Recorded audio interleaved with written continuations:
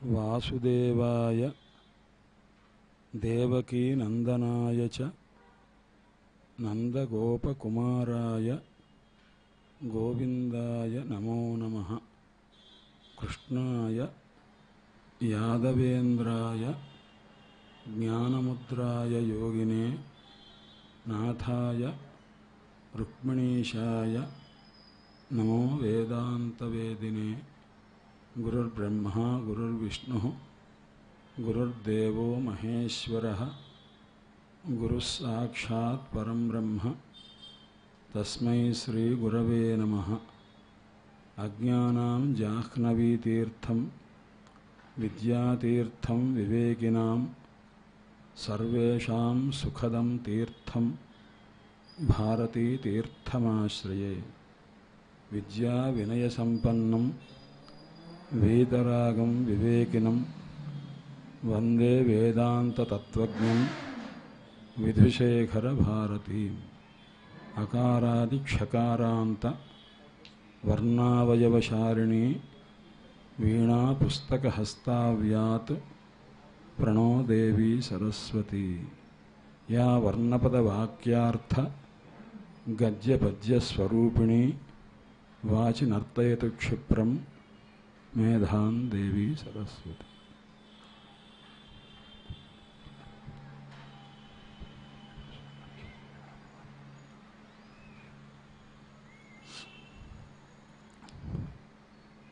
సద్గురు పరదేవతా కృపచేత చిరంజీవులు జగద్గురు భక్త వరేణ్యులు జగద్గురు సేవా పరాయణులు మాన్యమిత్రులు బంగారేశ్వర శర్మ గారు అనేక సంవత్సరాల నుంచి జగద్గురు పాదసేవలో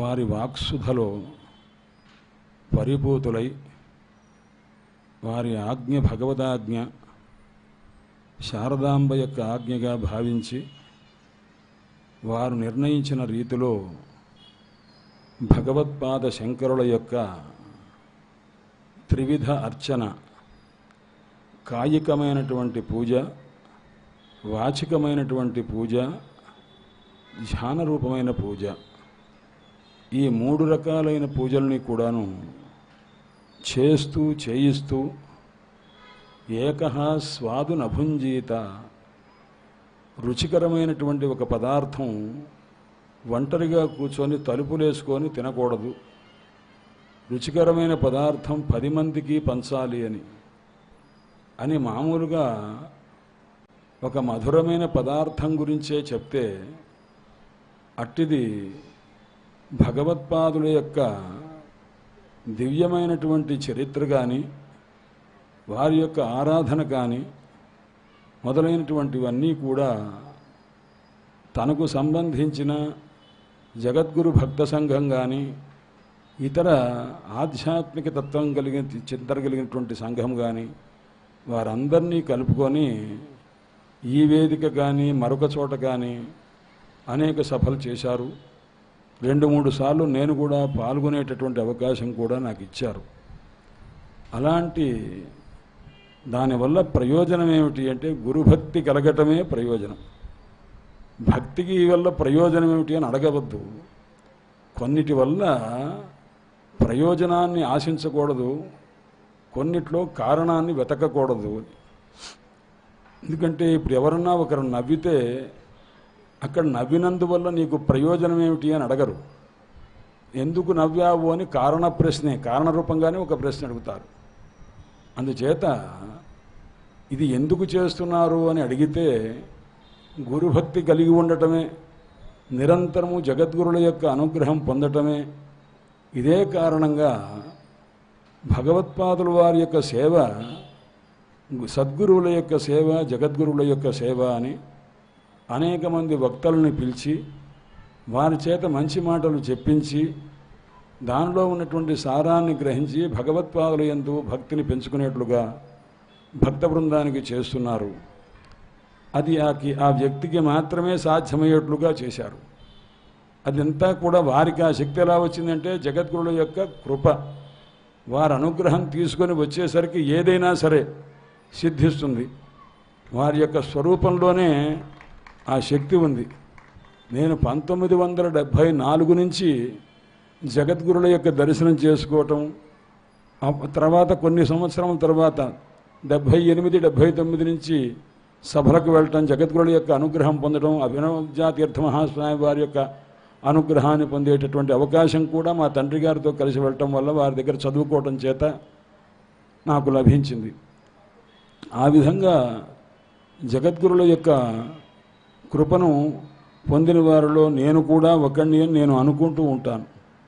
అయితే వారిలో అగ్రగణ్యులుగా చెప్పుకునేటువంటి వర్గంలో బంగారేశ్వర శర్మ గారు ఉన్నారు. ఈ రోజున ఇంతమంది భక్తులైనటువంటి వాళ్ళు జగద్గురుల యొక్క తత్వాన్ని శుశ్రూషువులై వినాలనే కోరిక కలిగినటువంటి వారి మధ్యలో 4 మాటలు జగద్గురువు భగవత్పాద శంకరుడు జగద్గురువులు ఎలా అయ్యారు, ఈ విషయం మీద మాట్లాడితే బాగా ఉంటుంది అని చెప్పారు. దీనికి ఈ పూర్వరంగం ఎలా తయారు చేసుకోవాలో కూడా నాకు తెలియలేదు. తెలియక ఏదో కొన్ని ప్రకరణాలు చూస్తాము, భగవత్పాదుల వారి యొక్క చరిత్ర తెలుసుకుంటాము, దాన్ని బట్టి సమన్వయం చేసుకోవాలా అని ఆలోచించడంతోనే సరిపోయింది. అది అక్షర రూపం తాల్చలేదు. కానీ భగవత్పాదుల వారి కరుణే 4 మాటలు మాట్లాడిస్తుందనే విశ్వాసంతోనే ఇక్కడ కూర్చున్నాను. ఇప్పుడు సూక్ష్మంగా ఒక సమాధానం చెప్పి దాన్ని కొద్దిగా వివరణాత్మకంగా ముందుకు వెడదాం. భగవత్పాద శంకరులు ప్రశ్నోత్తర రత్నమాలిక అని ఒక ప్రకరణ గ్రంథం, అంటే ఒక రత్నమాల ఉన్నది. ఆ రత్నమాలలో 1వ రత్నము 2వ రత్నం తేడా ఉంటుంది. ఒకటి ప్రశ్న రూపంగా ఉండే రత్నము, 2వది ఉత్తర రూపంగా సమాధాన రూపంగా ఉండే రత్నం. ఇవన్నీ కలిపి ఒక మాల అయింది. దాన్ని ప్రశ్న ఉత్తర రత్న మాలిక అన్నారు. ప్రశ్న రత్నం లాంటి ప్రశ్న, దానికి చెప్పిన సమాధానం కూడా రత్నం లాంటి సమాధానం. అందువల్ల ప్రశ్న ఉత్తర రత్న మాలిక. ప్రశ్న ఎవరు వేస్తారండి? శిష్యుడు వేస్తాడు, జిజ్ఞాసు అయిన శిష్యుడు వేస్తారు. సమాధానం ఎవరు చెప్తారు? అనుజిఘృక్షువైనటువంటి వారు, అనుగ్రహించాలని కోరిక కలిగినటువంటి గురువు గారు చెప్తారు సమాధానం. కాబట్టి ఇక్కడ గురువు వారే, శిష్యుడు వారే. దక్షిణామూర్తి అష్టకంలో శిష్యాచార్యతయ అని అన్నారు. వారే శిష్యులు, వారే ఆచార్యులై ఉన్నారన్నారు. కాబట్టి ఇప్పుడు ప్రశ్న అడిగేది వారే, సమాధానం చెప్పేది వారే. శిష్యరూపంగా ఉండి ఆయన ఒక ప్రశ్న వేశారు. 55వ శ్లోకం అవుతుంది సుమారుగా నాకు తెలిసి. అందులో ఒక మాట ఉంది, కహ ఎవరయ్యా జగద్గురు, కో జగద్గురుహు, ఇది ప్రశ్న. ఎవరు జగద్గురువు అని భగవత్పాద శంకరులే ప్రశ్న వేశారు. వేస్తే దానికి సమాధానం వెంటనే శంభు అని సమాధానం చెప్పారు. ఆ శంభు సమాధానం అయితే, ఆ శంభు సమాధానం అయితే జ్ఞానం కుతః, జ్ఞానం ఎవరి వల్ల వస్తుంది అని తర్వాత ప్రశ్న. జ్ఞానం శివాదేవ, శివుని వల్లనే జ్ఞానం వస్తుంది. మోక్షము ఎవరి వల్ల వస్తుంది? ముకుందాత్ అని ఈ రకంగా సమాధానాలు చెప్పుకుంటూ, ప్రశ్నకి సమాధానం చెప్పుకుంటూ వచ్చారు. మనకు ప్రాచీనులు ఒక శ్లోకం చెప్పున్నారు, ఆరోగ్యం భాస్కరాదిచ్చేత్. మనకు ఆరోగ్యం కావాలి అంటే సూర్యోపాసన చేత ఆరోగ్యాన్ని పొందవలను. అలాగే శ్రియమిచ్చేత్ హుతాశనాత్, అగ్ని యొక్క ఉపాసన చేత సంపదను పొందవచ్చును. ఇది 2వ పాదం. 3వ పాదము జ్ఞానం మహేశ్వరాదిచ్చేత్.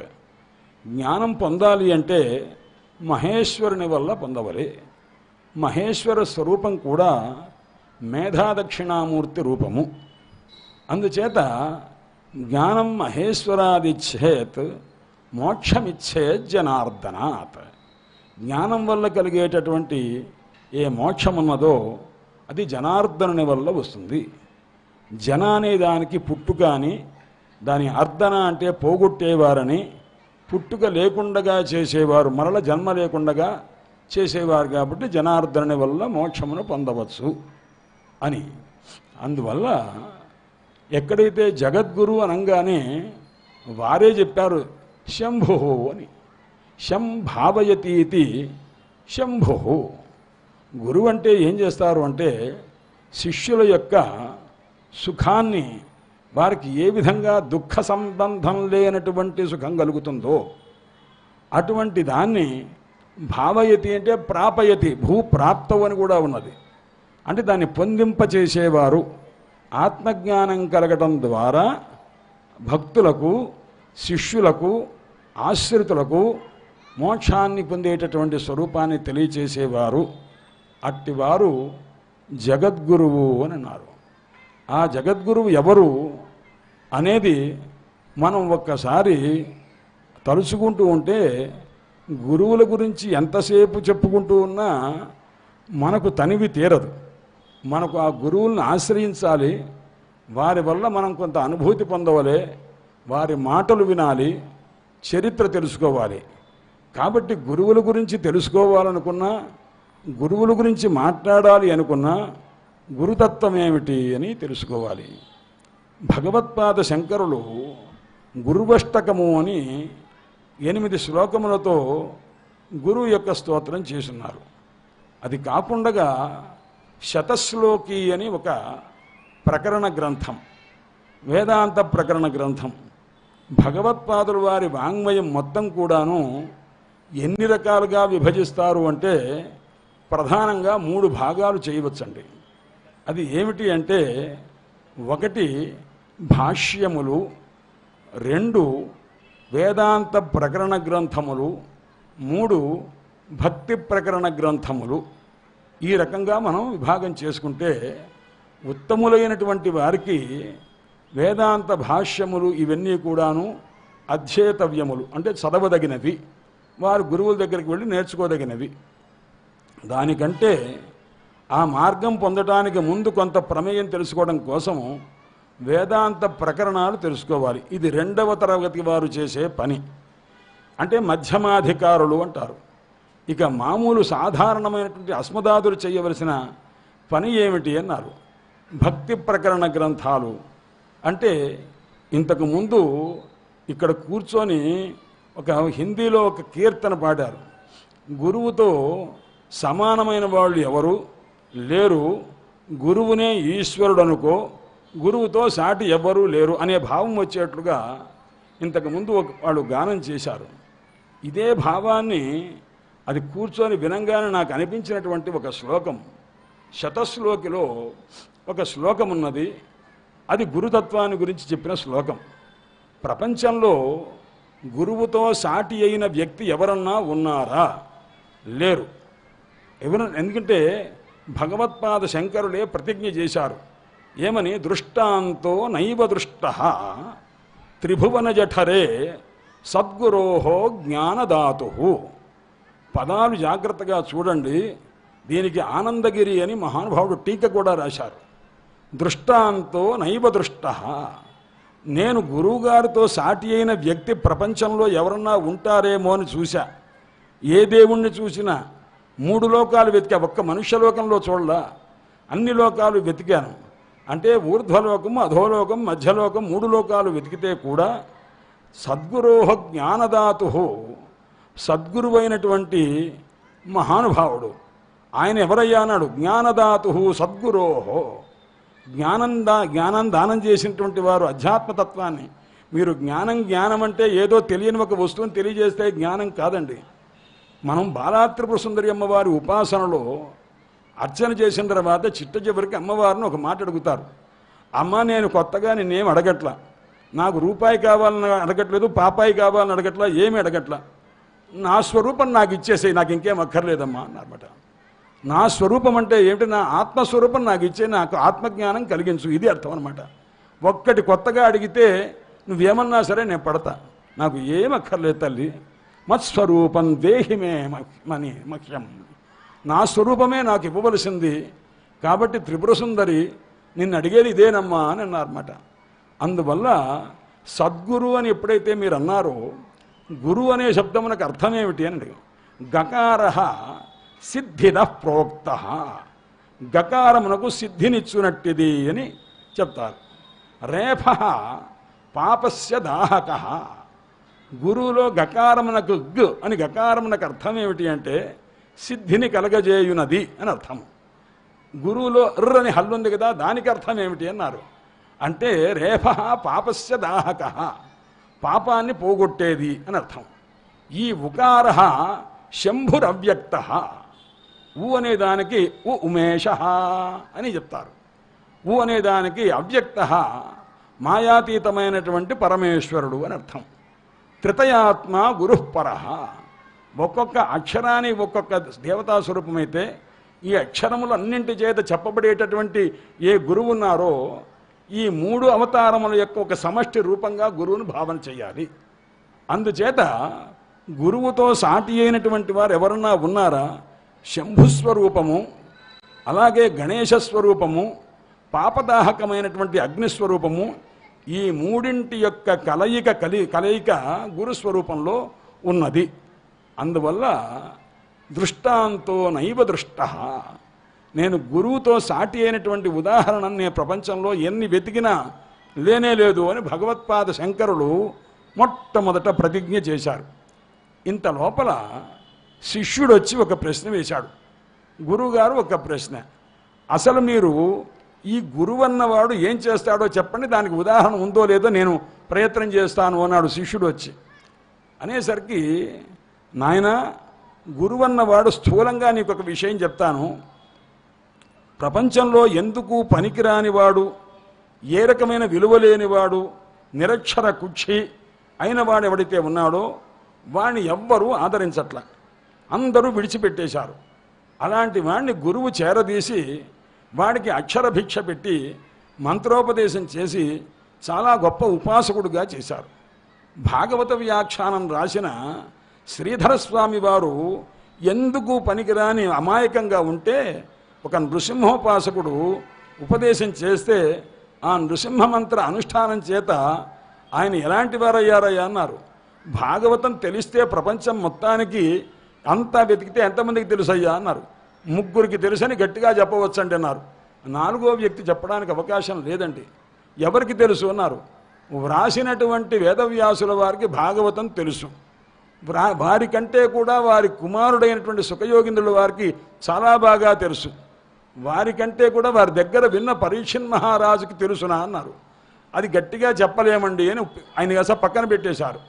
వ్యాసో వేత్తి సుకో వేత్తి రాజాసౌ వేత్తివా నవా, పరీక్షణ్ మహారాజునకు తెలుసునో లేదో చెప్పలేం.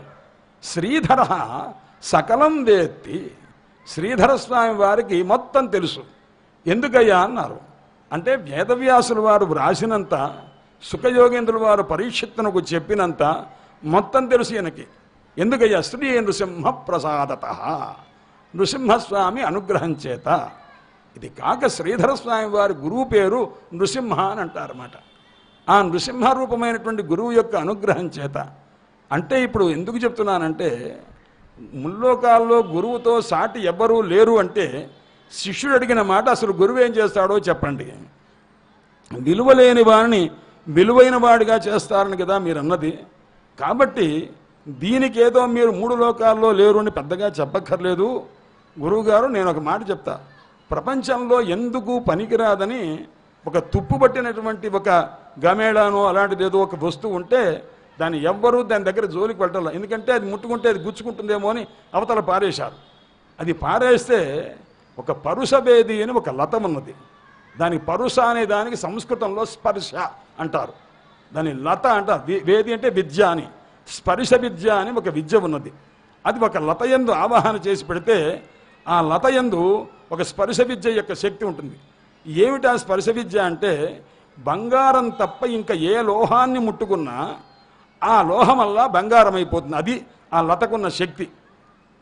ఆ లత ఇప్పుడు తుప్పు పట్టినటువంటి ఒక ఇనుమును ముట్టుకుంటే ప్రపంచంలో ఎందుకు పనికిరాదని అందరూ పడేశారు. కొన్ని నెలలుగా సంవత్సరాలుగా అక్కడ పడుంది. దానికి ఎందుకు అనవసరం, ఎందుకు రాని అమ్ముకోవడానికి కూడా పనికిరానటువంటిది అనమాట. అలా తుప్పు పట్టిపోయి పడేసినటువంటి దాన్ని ఏం చేశారు, ఈ లత ఒక జడ పదార్థం, ఒక లత దాన్ని ముట్టుకుంటే అది బంగారం అయిందండి. బంగారం అయితే ప్రపంచంలో ఎందుకు పనికిరాదు అనుకున్నటువంటిది కాస్త ఒక లత చేత, ఒక జడ వస్తువు చేత అతి మూల్యమైన వస్తువుగా తయారైందా లేదా? ఇప్పుడు గురువన్న వారు ఏం చేస్తారన్నారు మీరు? ఎందుకు పనికిరాని వాణ్ణి నిరక్షర కుక్షిని పవిత్రయ జగత్రయీ విబుధలోక జీవాతుభి భవక్షయ విచక్షణై వ్యసన మోక్షణైర్వీక్షణై నిరక్షర శిరోమణిం కరుణయైవ కామాక్షిమాం అని మూక కవి చెప్పినట్లు, నిరక్షర శిరోమణి చదువుకోని వాళ్ళల్లో నెంబర్ 1 అంటే నా పేరే వస్తుందమ్మా అన్నాడు మూక కవి. అలాంటి నన్ను నువ్వు ఒక్కసారి పవిత్రయ, నీ చూపు చేత నన్ను అనుగ్రహించమ్మా అన్నారు. అలా చేయగానే మహానుభావుడు దివ్యమైనటువంటి రీతిగా స్తోత్రం చెప్పారు. అందుచేత ఇప్పుడు ఈ విలువలేనటువంటి వ్యక్తిని వారిని మీరు విలువైన వ్యక్తి చేసినట్టుగా, విలువలేని వస్తువుని విలువైనట్టుగా చేసిన ఒక జడ పదార్థాన్ని చూపించాను, దీనికేమంటారు అని భగవత్పాద శంకరులతోటి ఒక శిష్యుడు అడిగాడు ఈ మాట. భగవత్పాద శంకరులు, నాయన నీవు నా అన్నమాట నేను నీకేదో కొద్దిగా అర్థమయ్యేట్టు చెప్పాను, ఇప్పుడు ఇంకొక విషయం చెప్తా విను. గురువు అన్నవారు ఏం చేస్తారు అంటే శిష్యుణ్ణి తనంతటి వాణ్ణి చేస్తారు రా అబ్బాయి. అది నేను చెప్పే మాట. విలువలేని వాణ్ణి విలువైన వ్యక్తిగా చేయటం కాదు, తనంతటి వాడుగా చేస్తారయ్యా అన్నారు. తనంతటి వాడిగా చేయటం అంటే ఇప్పుడు భగవత్పాద శంకరులు పద్మపాదాచార్యుల వారును, తోటకాచార్యుల వారు, సురేశ్వరాచార్యుల వారు, హస్తామలకాచార్యుల వారు, వారందరినీ కూడాను కూర్చోబెట్టి, చిత్సుఖాచార్యుల వారు మొదలైన చాలామంది ఉన్నారు, వారిని కూర్చోబెట్టి వారికి ఉపదేశం చేసి సురేశ్వరాచార్యుల వారిని తమంతటి వారిగా చేశారు, తోటకాచార్యుల వారిని చేశారు. అలాగా అంటే తమంత శక్తి కలిగినటువంటి వారిగా, విద్యా సంపత్తి కలిగిన వారిగా చేశారు. అలాగా ఇప్పుడు నువ్వన్నటువంటి ఈ స్పర్శ లత ఈ ఇనుముని పెట్టుకొని ఏం చేసింది? బంగారాన్ని చేసింది. ఈ స్పర్శలత ఇంకో స్పర్శలతను తయారు చేస్తుందా? చెయ్యదు కదా. భగవత్పాద శంకరులు తమంతటి వారిగా శిష్యుని తయారు చేస్తారు. ఒకప్పుడు తమకంటే ఒక గురువు దగ్గర శిష్యుడు చదువుకుంటే గురువుని మించిన శిష్యుడు అని ఒక శబ్దం కూడా లోకంలో వ్యవహారం ఉందిగా. గురువు గారి కంటే బాగా చదువుకున్నాండి, గురువు గారి కంటే బాగా చెప్తారండి అంటుంటారుగా. అందుచేత అలాంటి అతిరిచ్యతే సుజన్మ, దానికి ఉదాహరణ కూడా చెప్పారు పెద్దలు. నాయన గొప్ప జన్మ కలిగినటువంటి వాడు తన తండ్రిని మించి కొడుకుంటాడయ్యా, గురువుని మించి శిష్యుడు ఉంటాడయ్యా అన్నాడు. అది ఎలాగా అన్నారు. అగస్త్యుల వారు ఎక్కడ పుట్టారండి అన్నారు. అగస్త్యుల వారు కుండలో పుట్టారండి అన్నారు. అంటే అగస్త్యుని యొక్క తండ్రి ఎవరు అంటే తల్లి ఎవరు అని మీరు అడిగితే కుండండి అన్నారు. కుండలో ఎన్ని నీళ్లు పడతావండి అన్నారు. కుండలో కుండెడు నీళ్లే పడతావండి అన్నారు. కుండలో పుట్టిన అగస్త్యుడు ఎన్ని నీళ్లు తాగాడండి అన్నారు. సముద్రం అంతా తాగాడండి అన్నారు. అంటే వాళ్ళ నాన్నగారైన కుండ కంటే ఈయన గొప్పవాడేగా. అందువల్ల అతిరిచ్యతే సుజన్మ కశ్చిత్ నిజేన చరితేన పితరం, తన యొక్క తండ్రిని మించి ఉంటాడు. ఎలాగయ్యా అన్నాడు. కుంభ పరిమితం అంబ, కుంభ అంటే కుండ, పరిమితమైన అంబ నీటిని ధరిస్తుంది. కుంభ సంభవ, కుంభంలో పుట్టినవాడు అంబోధిం సముద్రాన్ని తాగేస్తాడు. అందువల్ల ఒకప్పుడు గురువును మించి ఉండేటువంటి స్థితి ఉంటుంది శిష్యునికి. కాబట్టి నాయన నువ్వు అన్నావే, గురువు అన్నవాడు ఏం చేస్తాడు, తనంతటి వాడిని శిష్యుని తయారు చేస్తారు. నువ్వన్న పరుసవేది ఇంకో పరుసవేదిని తయారు చేస్తుందా? చెయ్యలేదు. కానీ నా దగ్గర తయారైన శిష్యుడు మళ్ళా తనంతటి వారిని సురేశ్వరాచార్యుల వారు మళ్ళా ఎవరిని తయారు చేశారయ్యా అన్నారు. సర్వజ్ఞాత్మముని తయారు చేశారండి. సర్వజ్ఞాత్మముని అని వేదాంత శాస్త్రంలో శంకర భగవత్పాదుల వారు, సురేశ్వరాచార్యుల వారు సర్వజ్ఞాత్మముని, సర్వజ్ఞాత్మముని అని సంక్షేప శారీరకమని శంకర భగవత్పాదుల వారు సూత్రభాష్యం రాస్తే ఆ భాష్యమంతా శ్లోకరూపంగా రాశారు. ఇంతకు ముందు చెప్పినటువంటి శ్లోకం ఉందన్నమాట, భక్తారం ఆసాధ్య అనే శ్లోకము అక్కడి నుంచి అక్కడ ఉన్నది అనమాట. సర్వజ్ఞాత్మని రాశారు. అందుచేత ఆ దివ్యమైనటువంటి ఆ సర్వజ్ఞాత్మని శ్లోకరూపంగా రాసిన దాంట్లో గురువుల యందు, సురేశ్వరాచార్యుల వారి యందు ఎంత భక్తి అంటే అపరిమితమైన భక్తి. గురుభక్తి ఉండాలంటే మనకున్న భక్తి భక్తి కాదది. అది భక్తి అనే దాంట్లో ఆలో ఉన్నాం మనం, షాదాకా వెళ్ళలేదు ఇంకా. అందువల్ల ఇక్కడ ఉన్నాము, ఇక్కడే మనం పడి ఉన్నాం అనమాట. అందువల్ల వారికి అంత భక్తి అంటే అంత గొప్పదైనటువంటి ఆ గ్రంథం రాస్తూ సురేశ్వరాచార్యులు వారు తన గురువు అయినటువంటి సురేశ్వరాచార్యుల వారి మీద వారు ఒక శ్లోకం రాశారు. గురుచరణ సరోజ సన్నిధానాదపి వయమస్య గుణైకలేశ భాజ. అయ్యా, మేము మా గురువుగారి పాదాల దగ్గరే పడున్నాం. పడినప్పటికీ ఎంతకాలం వారి సేవ చేసుకుంటూ వారు చెప్పిన మాట వింటూ వారు చెప్పిన చదువు వింటూ ఉన్నాం, చదువుకుంటున్నాం. ఎంత వచ్చిందయ్యా అన్నారు. వయమస్య గుణైకలేశ భాజ. మా గురువుగారి యొక్క విద్యాగుణంలో కానీ వారి యొక్క ఆ దివ్యమైనటువంటి ఆచరణలో ఉండేటువంటి గుణంలో కానీ ఒక లేశము అంటే ఒక చిన్న ఒక అణువంత మాత్రం తెలుసుకోగలిగామండి అన్నారు. అదేమిటండి, అది ఎలాగండి అన్నారు. ఒక ఉదాహరణ చెప్తా విన్నాయన. అది ఏమిటి? అపి మహతి జలార్ణవే నిమగ్నాః ధ్రుమం ఉపభంజతే మితం హి మీనాః. మేము సముద్రంలో పడ్డాం. సముద్రంలో పడిన చేప లాంటి వాడిని అనుకో నేను. అందులో సముద్రంలో పడిన చేప ఎంతకాలం నీళ్లు తాగుతుంది, ఎన్ని నీళ్లు తాగుతుంది?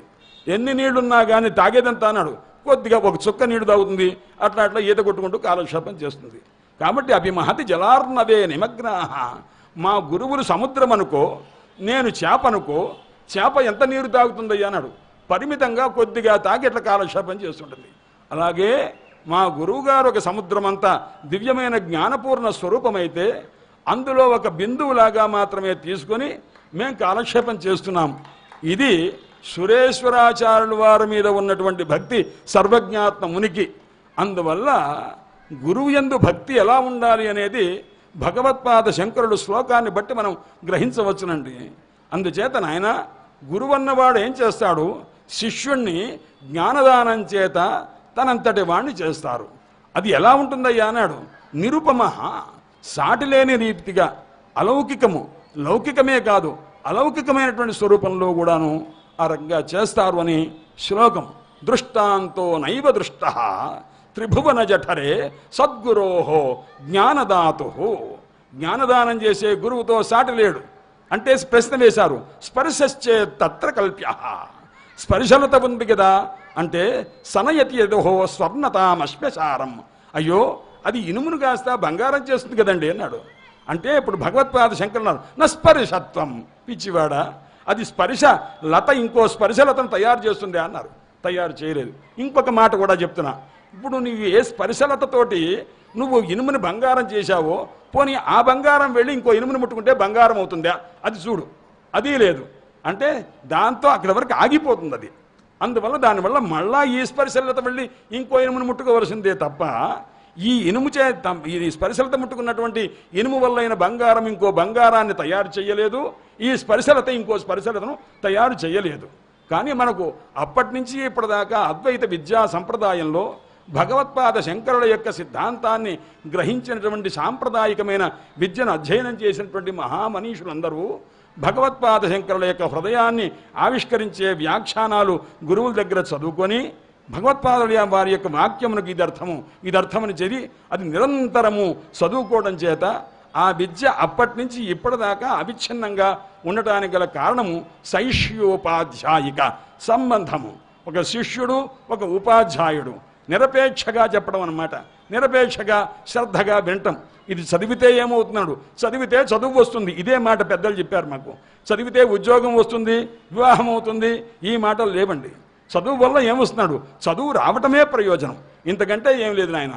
చదువు వచ్చిన తర్వాత ఏమవుతున్నాడు? ఆ తర్వాత జ్ఞానం కలుగుతుంది, తర్వాత చిత్తశుద్ధి కలుగుతుంది, భగవద్ అనుగ్రహం కలుగుతుంది. దాని తర్వాత బతకడమా నాయన? ఈ తల్లి కడుపులో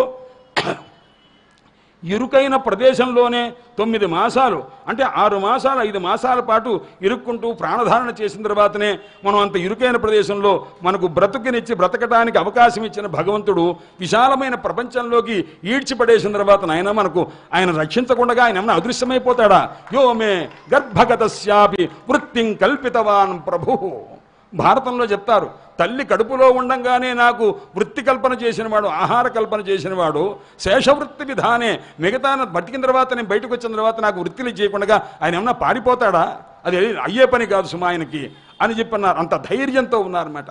అందువల్ల ఇది కాదు భగవంతుని యందు భక్తి ఉండవలే. భగవంతుని యందు ఎటువంటి భక్తో యస్య దేవే పరాభక్తి యథా దేవే తథా గురవు. ఉపనిషత్తు చెప్తున్నటువంటి మాట ఇది. నాయన దేవుని యందు పరాభక్తి, గొప్పదైనటువంటి భక్తి ఉండాలన్నమాట. ఆ భక్తి ఎంత దేవుని యందు ఉందో తథా గురవు, అలాగే గురువునందు కూడా ఉండవలసిందే. అలా ఉంటే ఏమవుతుంది అన్నాడు. అప్పుడు గురువుగారు నీకు చెప్పిన విద్య కాకుండా గురువుగారు చెప్పని విద్య కూడా నీకు తెలుస్తుంది నాయన అన్నారు.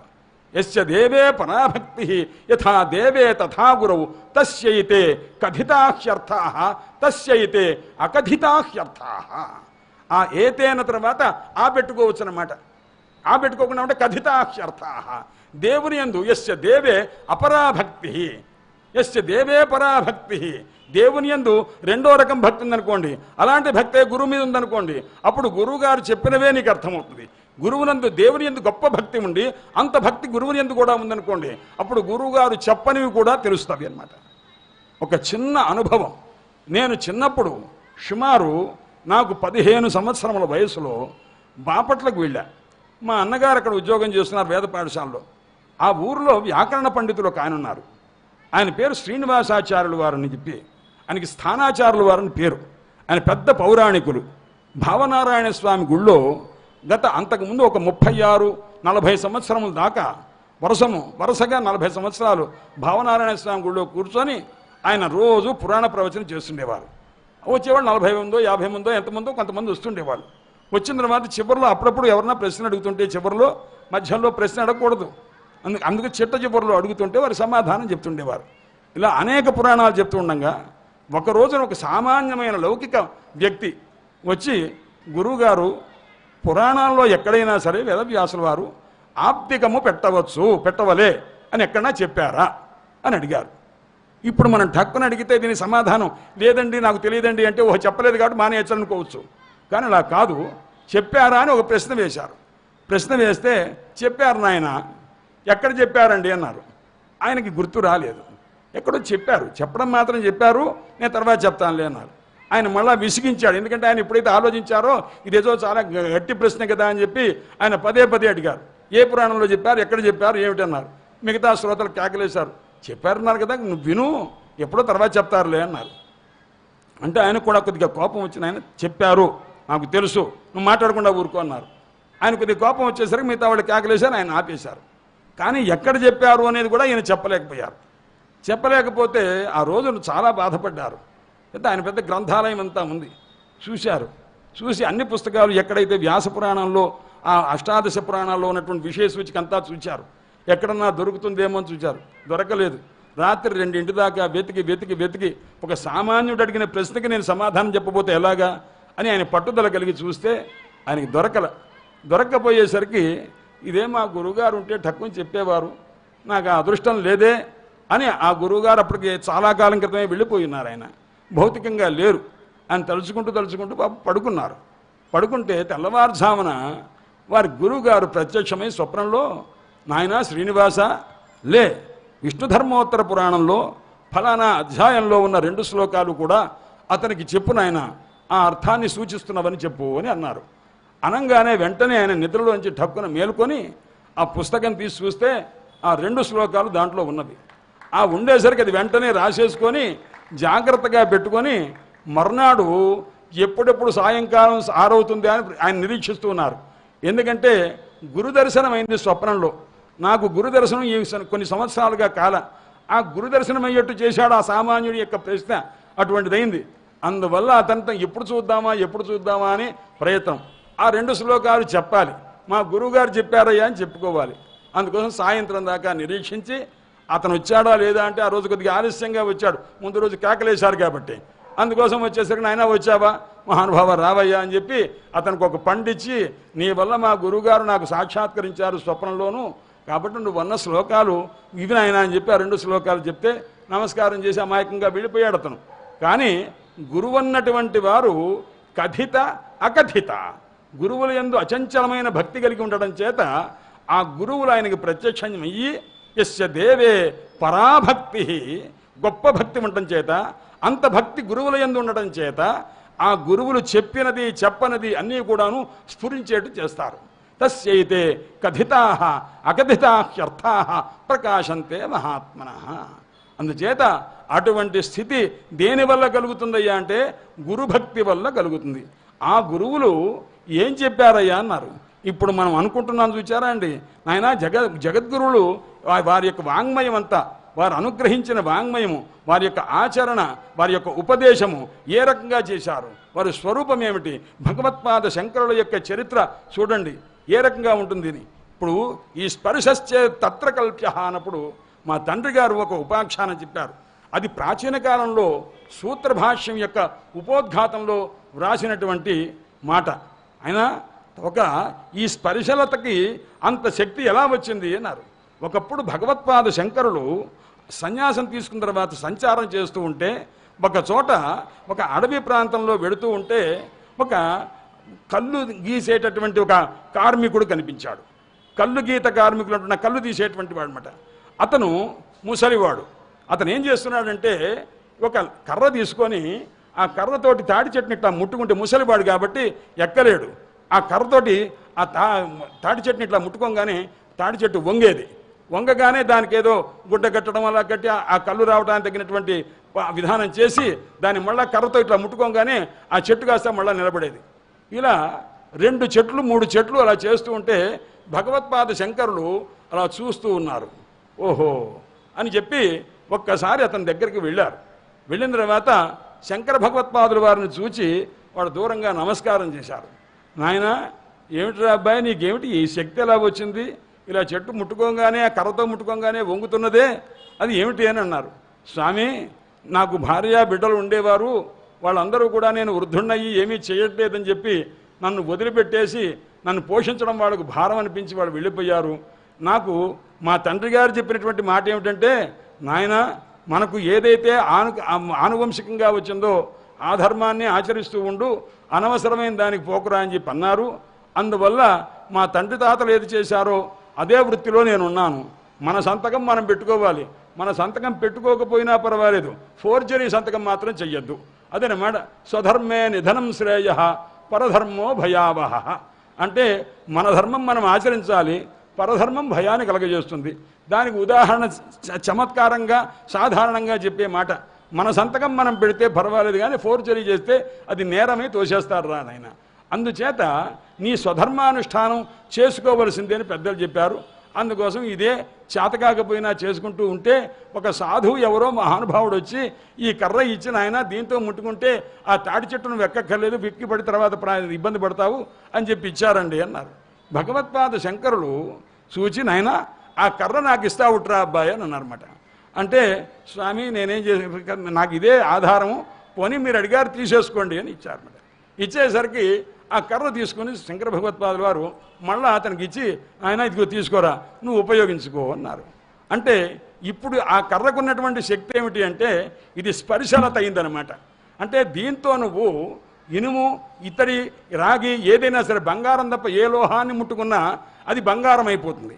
ఆ బంగారం చేత నీవు ధార్మికమైన కృత్యాలు చేసుకుంటూ నీ యొక్క నీ సంతతినో లేకపోతే నీ కుటుంబాన్నో పోషించుకుంటూ ఉండు, దాన ప్రధానంగా చేసుకుంటుండు నాయన అన్నమాట.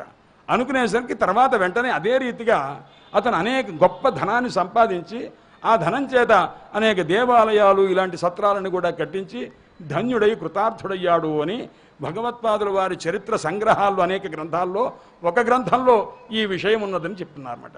అందుచేత శంకర భగవత్పాదుల వారు ఆచరణ చేత కూడా దీనోద్ధరణ ఏ రకంగా చేశారు, వారు ఇచ్చినటువంటి సంపద ఎటువంటిది అన్నారండి. అంటే గొప్ప సుఖాన్ని ఇస్తుంది. దీనికి కూడా శంకర విజయంలో మీ అందరికీ తెలిసిన కథే. భగవత్పాదులు ఎప్పుడు చిన్నప్పుడు భిక్షాటన చేస్తున్న సందర్భంలో ఒక వృద్ధ మహిళ దగ్గరికి వెళితే ఆమె ఇవ్వటానికి అని చూసి ఈ బ్రహ్మచారికి ఇవ్వటానికి ఏమీ లేదని వెతికితే ఒక ఆమలకం కనిపించింది. ఆ ఆమలకాన్ని కాస్త అంటే ఒక ఉసిరికాయ, ఆ ఉసిరికాయ ఇస్తే అప్పుడు యయవు దదవు అని చెప్పి దదావ ఆమలకం అని అంటే ఏమిచ్చారు శంకర విజయంలో ఉంది. ఏమిచ్చింది ఏమిటంటే దదావ ఆమలకం. ఆమలకం ఇస్తే ఆయన ఏం చేశారు, దానికి దివ్యమైనటువంటి సువర్ణ వర్షం కురిపించారన్నమాట. ఆమలకం అంటే అర్థం ఏమిటి అన్నారు. అంటే అమల అంటే స్వచ్ఛమైన, కం సుఖం ఇచ్చేటటువంటి దానికి సంబంధించింది ఇచ్చారు మళ్ళీ భగవత్పాదుల వారు. ఆమె ఉసిరికాయ ఇచ్చింది, ఈయన కూడా ఆమలకం ఇచ్చారు. ఆమలకం అంటే సంస్కృతంలో విడగొడితే అమల అంటే స్వచ్ఛమైన, క అంటే సుఖము, అమలకం అమలకమునకు సంబంధించింది కాబట్టి ఆమలకం. ఉసిరికాయ అనే అర్థం వస్తుంది గొప్పదైన సుఖము. అంటే భగవత్పాదుల వారు ఎప్పుడైతే ఆ ఆమలకానికి సంబంధించి ఆ లక్ష్మీ అమ్మవారిని ప్రార్థించి దద్యాదయానుపవనో ద్రవిణాంబుధారాం అస్మిన్ అకించన విహంగ శిశౌ విషణ్ణే దుష్కర్మ ఘర్మమపనీయ చిరాయ దూరం నారాయణ ప్రణయినీ నయనాంబువాహ. శుక్రవారం లక్ష్మీ అమ్మవారి యొక్క స్మరణ శంకర భగవత్పాదులు వారు చేస్తున్నారు. ఏమని? నారాయణ ప్రణయినీ నయనాంబువాహ. అంటే నారాయణి యొక్క ప్రణయిని లక్ష్మీదేవి అనేటటువంటి ఆమె తాలూకు నయన అంబువాహ, నేత్రములు అనేటువంటి ఒక మేఘం ఉన్నదే, ఆ మేఘం మన అమ్మవారి చూపు అనేటువంటి మేఘం మనకేమి ఇవ్వాలయ్యాను? దయానుపవన. ఆ కళ్ళల్లో ఒక దయ ఉంటుంది, లక్ష్మీ అమ్మవారి కళ్ళల్లో దయ. ఆ దద్యాత్ దయానుపవన. దయ అనేటటువంటి ఒక పవనము, మేఘం వచ్చేసరికి చిన్న గాలి వస్తుంది. ఆ దయానుపవన ఏమిస్తుందయ్యా అన్నాడు. తర్వాత గాలి వచ్చిన తర్వాత వర్షం వస్తుందన్నమాట. అంటే ముందు మేఘము, మేఘం తర్వాత చిన్న గాలి, గాలి తర్వాత జల జల జల వర్షం వస్తుందన్నమాట. దయానుపవన ద్రవిణాంబుధారాం. ధనం అనేటటువంటి ఒక అంబుధార వస్తుందన్నమాట. ఎవరికి? అస్మిన్ అకించన విహంగ శిశౌ విషణ్ణే. అమ్మ ఏమీ లేని వాణ్ణి నేను. భగవత్పాద శంకరులు అమ్మవారిని ప్రార్థన ఎలా చెయ్యాలో చేసి చూపించి లక్ష్మీ అమ్మవారు ప్రత్యక్షమయ్యేట్టు చేసి ఆ బీదరాలు అయినటువంటి వృద్ధురాలైనటువంటి ఆమె ఇంట్లో బంగారు ఉసిరికాయల వర్షం పడేట్టు చేశారన్నమాట. అకించన విహంగ శిశౌ విషణ్ణే దుష్కర్మ ఘర్మమపనీయ. ఆమె ఎవ్వరికి ఏదీ ఇవ్వలేదు ఇప్పటిదాకా అని లక్ష్మీ అమ్మవారు అంటే, ఇప్పుడు ఇచ్చిన దానికి ఒక బ్రహ్మచారి అయిన వానికి ఇస్తే ఏ ఫలం ఉందో ఆ ఫలం అన్నారు. ఆయన బ్రహ్మచారి కాదు, సాక్షాత్తు శివస్వరూపుడైన బ్రహ్మచారికి ఇస్తే ఏ ఫలమో ఆ ఫలం ఇవ్వాలి కదా. అందువల్ల నేను ఇస్తున్నాను సుమా అని చెప్పి ఆ బంగారు ఉసిరికాయల వర్షాన్ని కురిపించిందనమాట. దుష్కర్మ ఘర్మమపనీయ చిరాయ దూరం నారాయణ ప్రణయిని నయనాంబువాహ అని గురువులు తమ ఆచరణ చేత, తమ ఉపదేశముల చేత, తమ యొక్క దివ్యమైనటువంటి తత్వం చేత ఎంతమందిని అనుగ్రహిస్తారు అంటే, ఆ చరిత్ర చూసుకున్నా, ప్రకరణములు చూసుకున్నా, స్తోత్రములు చూసుకున్నా, భాష్యములు చూసుకున్నా, ఎక్కడ ఏ విధంగా ఎవరెవరిని ఎలా అనుగ్రహించాలో ఆ రకంగా అనుగ్రహించారు. పద్మపాదాచార్యుల వారిని అనుగ్రహించిన రీతి, సురేశ్వరాచార్యుల వారిని అనుగ్రహించిన రీతి, హస్తామలకాచార్యుల వారిని అనుగ్రహించిన రీతి, తోటకాచార్యుల వారిని అనుగ్రహించిన రీతి. తోటకాచార్యుల వారిని అయితే ఆశ్చర్యకరం, ఆయనకేం తెలుసయ్యా అన్నారు. సేవ చేయడం తప్ప ఇంకేం తెలియదండి అన్నారు. ఒకరోజు అందరూ భాష్యం చదువుతున్నారు, భాష్యానికి అందరూ ముందు వచ్చి కూర్చున్నారు. తోటకాచార్యుల వారు కొద్దిగా ఆలస్యంగా వచ్చారు. ఆలస్యంగా ఎందుకు వస్తున్నారని అన్నారు. అంటే భగవత్పాదుల వారి యొక్క బట్టలు అవన్నీ ఉతికి ఆరేసి అవి వారి యొక్క ఉపాసన చేసుకోవడానికి, అనుష్ఠానం చేసుకోవడానికి తగినటువంటి శుద్ధి అంతా చేస్తూ ఉన్నారు. ఆలస్యమైంది. అందుచేత ఆయన పేరు గిరి అని అంటారన్నమాట. గిరి అంటే రెండవ అర్థం ఏంటంటే పర్వతమయ్యా అన్నాడు. పర్వతం ఎలా ఉంటుందంటే మొద్దుగా ఉంటుందండి, దానికి ఏం తెలియదండి అని. అందువల్ల రాని ఇంకా ఏమిటి పాఠం మొదలు పెట్టలేదు ఏమిటని అందరూ అనుకుంటూ ఉంటే, నాయన ఆ గిరి వచ్చాడా అన్నారు. అంటే ఒక్కసారి వాళ్ళు తలుపు దగ్గర ఒక గోడకు అనుకొని ఒక్కసారి గోడకి ఇట్లా దెబ్బ కొట్టారట. అంటే దీనికి చెప్తే ఎంతో, వానికి చెప్తే ఎంత అన్నట్టుగా అనమాట. అంటే వాడు మొద్దు, వాడు అనధికారి, అది తెలివైన వాడు కాదు అని హేళన చేయటం. అప్పటికి కూడా రజోగుణం ఉంది. అంత వేదాంతం చదువుకుంటున్నా ఆ లౌల్యం చేత కొద్దిగా ఉండదా? ఉన్నది.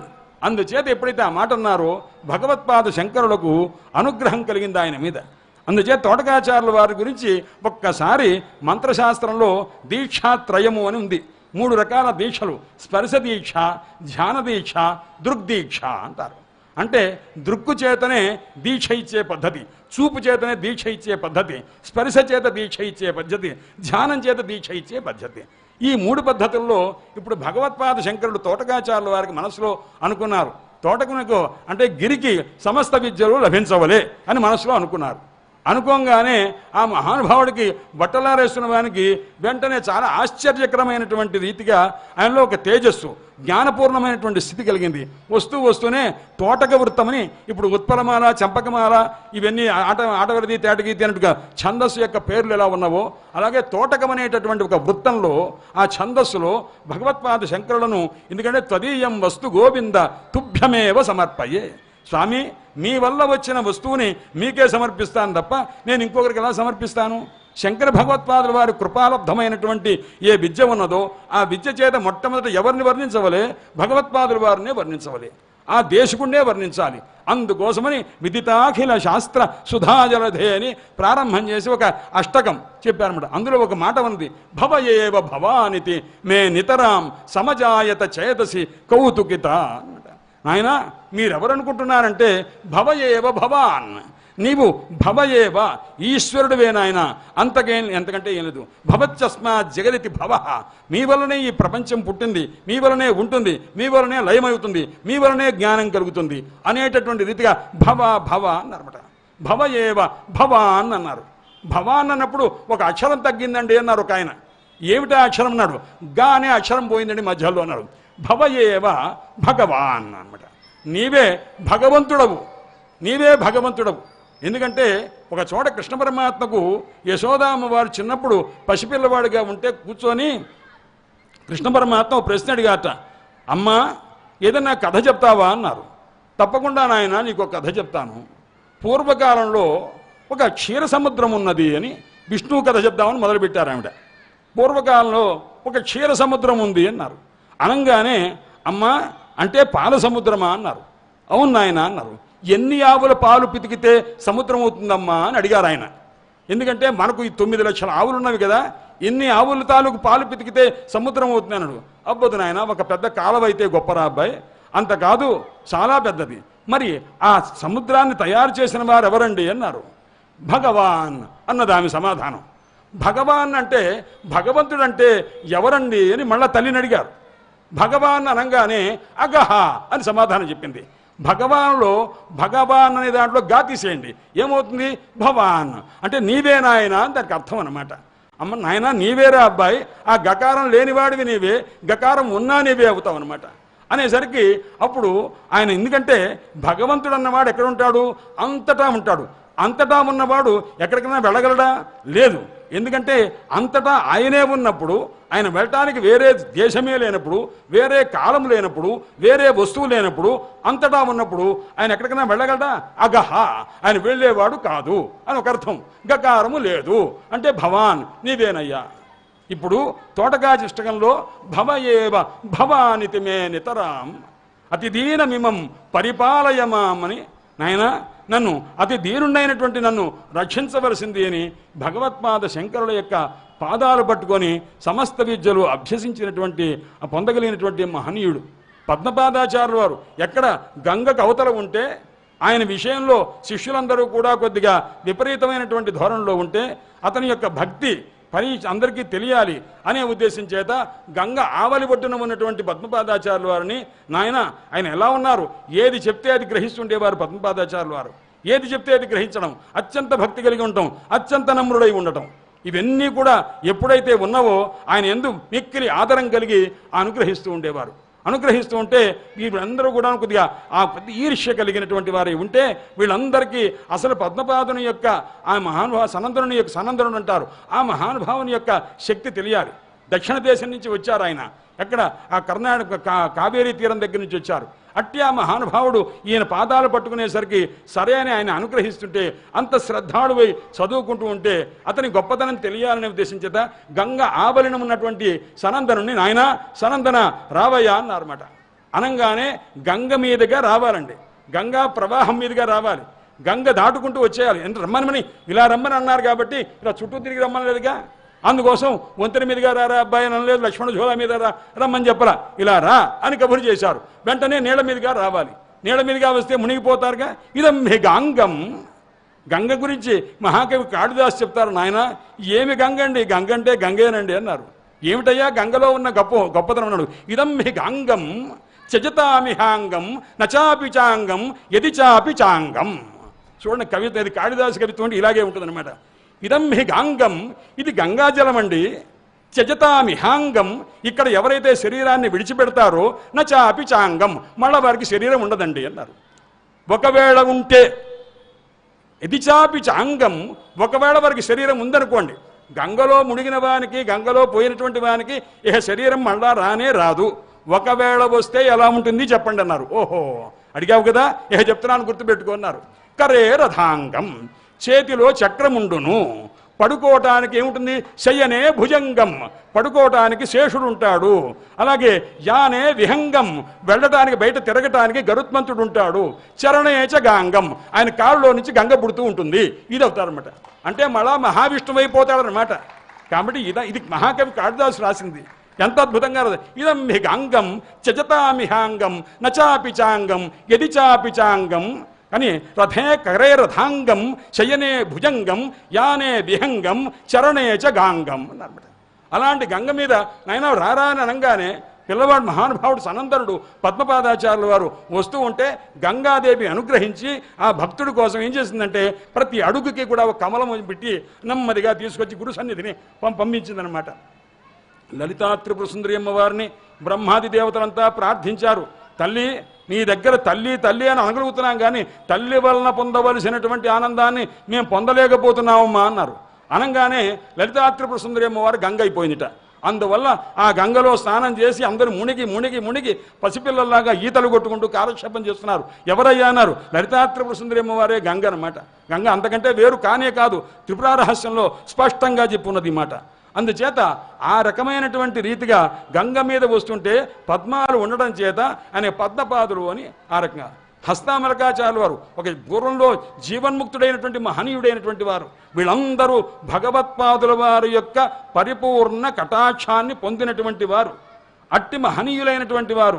ఇక సురేశ్వరాచార్యుల వారు ఆయన ఎన్నెన్నో సమస్యలు ఎదుర్కొన్నప్పటికీ కూడా, ఎందుకంటే ఆయన కర్మకాండ యందు మిక్కిలి ఆసక్తి కలిగినటువంటి ఆ స్వరూపం కలిగినటువంటి వారు అని చెప్పి ఆయన జ్ఞానకాండ గురించినటువంటి గ్రంథం రాయటానికి వీల్లేదని శిష్యులందరూ కూడాను నిర్బంధిస్తే, అసలు ఒక్కసారి నాయన వేదాంత గ్రంథాన్ని ఒకటి రాయి అంటే అప్పుడు సురేశ్వరాచార్యుల వారు దివ్యమైనటువంటి గ్రంథం నైష్కర్మ్య సిద్ధి అని రాశారు. అది రాసిన తర్వాత కూడా శంకర భగవత్పాదుల వారి భాష్యమునకు వ్యాఖ్యానం రాయటానికి వారు ఇష్టపడాల. కానీ తర్వాత వారిని అనుగ్రహించారు. ఆ తర్వాత వేరొక రకంగా వారు గ్రంథ ప్రణయనం చేశారు అని కూడా కథ ఉన్నది.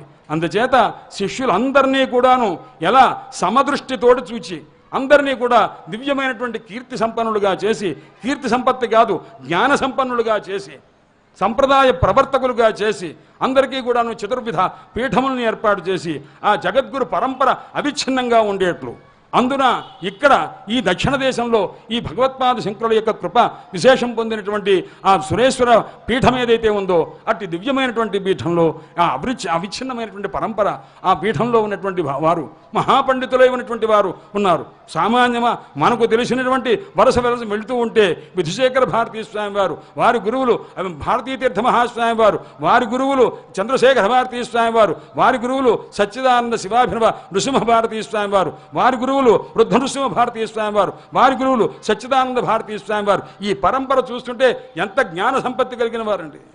ఎంత అక్కడికి వెళ్ళి మీరు నేను ఒకటే అనుకుంటుండేవాడిని, స్వామివారి దగ్గరికి వెళ్ళిన తర్వాత ఒక్కసారి శృంగేరిలో గణపతి వాక్యార్థ సభలో మాట్లాడితే ఈ జీవితానికి సరిపోయిన భారతదేశంలో ఒక గొప్ప సభ అంటే ఆ సభ.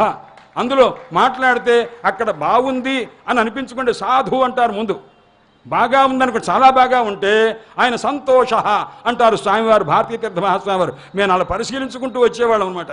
మహాన్ సంతోష అన్నాడా వాడి జీవితం ధన్యమే. మళ్ళా వాక్యార్థం చేయక్కర్లా. అందుచేత ఈ జీవుడు కూడా 2 సార్లు నాకు బాగా గుర్తు, 2 సార్లు వారు నేను వాక్యార్థం చేసినప్పుడు నన్ను అనుగ్రహించి మహాన్ సంతోష అన్నారు. అప్పుడు మిగతా వాడు కూడా అన్నారు, ఏమండో ఎవరిని అనలేదు, మేము 4 రోజులుగా చూస్తున్నాం, మీకు ఈ అదృష్టం పట్టిందన్నారు. నాయన నా వాక్కులో ఏం లేదు, వారి అనుగ్రహం చాలా హెచ్చు, కృపా కూపారము అంటారన్నమాట. అంటే దయా సముద్రులు అనమాట. చిన్న మాటలు మాట్లాడే పసిపిల్లవాడు మాట్లాడుతుంటే మా వాడు బాగా మాట్లాడతాడండి అని అనుకుంటారు కదండి. అలా చెప్పినట్లుగానే ఏదో 4 మాటలు మాట్లాడితే దాని గురించి కూడా సంతోషించి నాయన చాలా బాగుంది అని అనేసరికి మనకు పొంగిపోతాం అనమాట. ఓహో, జగద్గురువుల దగ్గర మాట్లాడితే ఎంత గొప్పగా ఉంటుంది అనిపిస్తుంది అనమాట. అందుచేత విభాజకోపాధి అన్నమాట.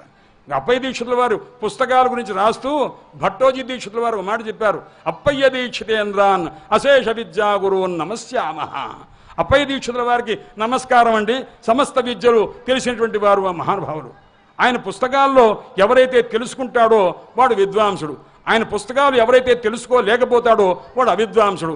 విద్వాంసుడు కానివాడు ఎవరయ్యా అన్నారు. అప్పయ్య దీక్షితుల వారి పుస్తకాలు తెలియని వాడు అవిద్వాంసుడు. అప్పయ్య దీక్షితుల వారి పుస్తకాలు బాగా చెప్పగలిగిన వాడు విద్వాంసుడు. ఇంతే. అది రాశారు భట్టోజీ దీక్షితుల వారు. వైయాకరణ సిద్ధాంత కౌముది, ప్రౌఢ మనోరమ ఇవన్నీ రాసినటువంటి మహానుభావులు. అందుచేత అందుకోసం యత్కృతి బోధాబోధవు విద్వద్విభాజకోపాధి. అలాగే అక్కడ మాట్లాడితే నాయన దేశంలో ప్రఖ్యాతమైనటువంటి సభది, అక్కడ మాట్లాడితే కృతార్థులుని. అలాంటి మహనీయమైనటువంటి ఒక గొప్ప సంప్రదాయం అది. ఇదంతా భగవత్పాదులు వారు అనుగృహీతమైనటువంటి దివ్యమైనటువంటి శక్తి ఆ శిష్య పరంపరకులా ఇచ్చారు. ఆ శిష్య పరంపర అదే రీతిగా ఆ గురువులు శిష్యుల యందు ఏ రకమైన వాత్సల్యం చూపించాలో, లౌకికమైనటువంటి వ్యక్తులకు వైదికమైన ధర్మంలో ఉన్న వారికి, స్వధర్మానుష్ఠాన రతులైన వారికి ఎలా చూపించాలో, వారి యొక్క అనుసరణ ఏ విధంగా ఉంటుందో, వారి దగ్గర కూర్చొని కొద్దిగా మనం 4 మాటలు మాట్లాడితే మనకు తెలుస్తుంది. ఆహా, నన్ను ఎంత గొప్పగా అనుగ్రహించారండి అని మనం పరమానందపడేట్టుగా ఉంటుందన్నమాట. ఒక్కసారి ఆ చెయ్యి అభయహస్తంగా ఉంచుతారు, బాగుంది, మంచి బాగుంది బాగుంది అని అంటే సరిపోతుంది, నీకు ఆ పని అయిపోతుంది, మీకు ఇంతే మాట. ఆగటం అనేటువంటిది ఉండదు. యాదృశి భావనాయత్ర సిద్ధిర్భవతి తాదృశి. మనకు భావన గురువుల యందు అచంచలమైనటువంటి విశ్వాసం ఉంటే అది లభిస్తుంది. అందుచేత శంకర భగవత్పాదుల వారి చరిత్ర వలె వారి శరీరం స్వరూపం తథావా కళత్రం యశశ్చారు చిత్రం ధనం మేరుతుల్యం మనశ్చేన్నలగ్నం గురోరంఘ్రి పద్మే తతఃకిం తతఃకిం తతఃకిం తతఃకిం షడంగాది వేదో ముఖే శాస్త్ర విద్య కవిత్వాది గద్యం సుపద్యం కరోతి.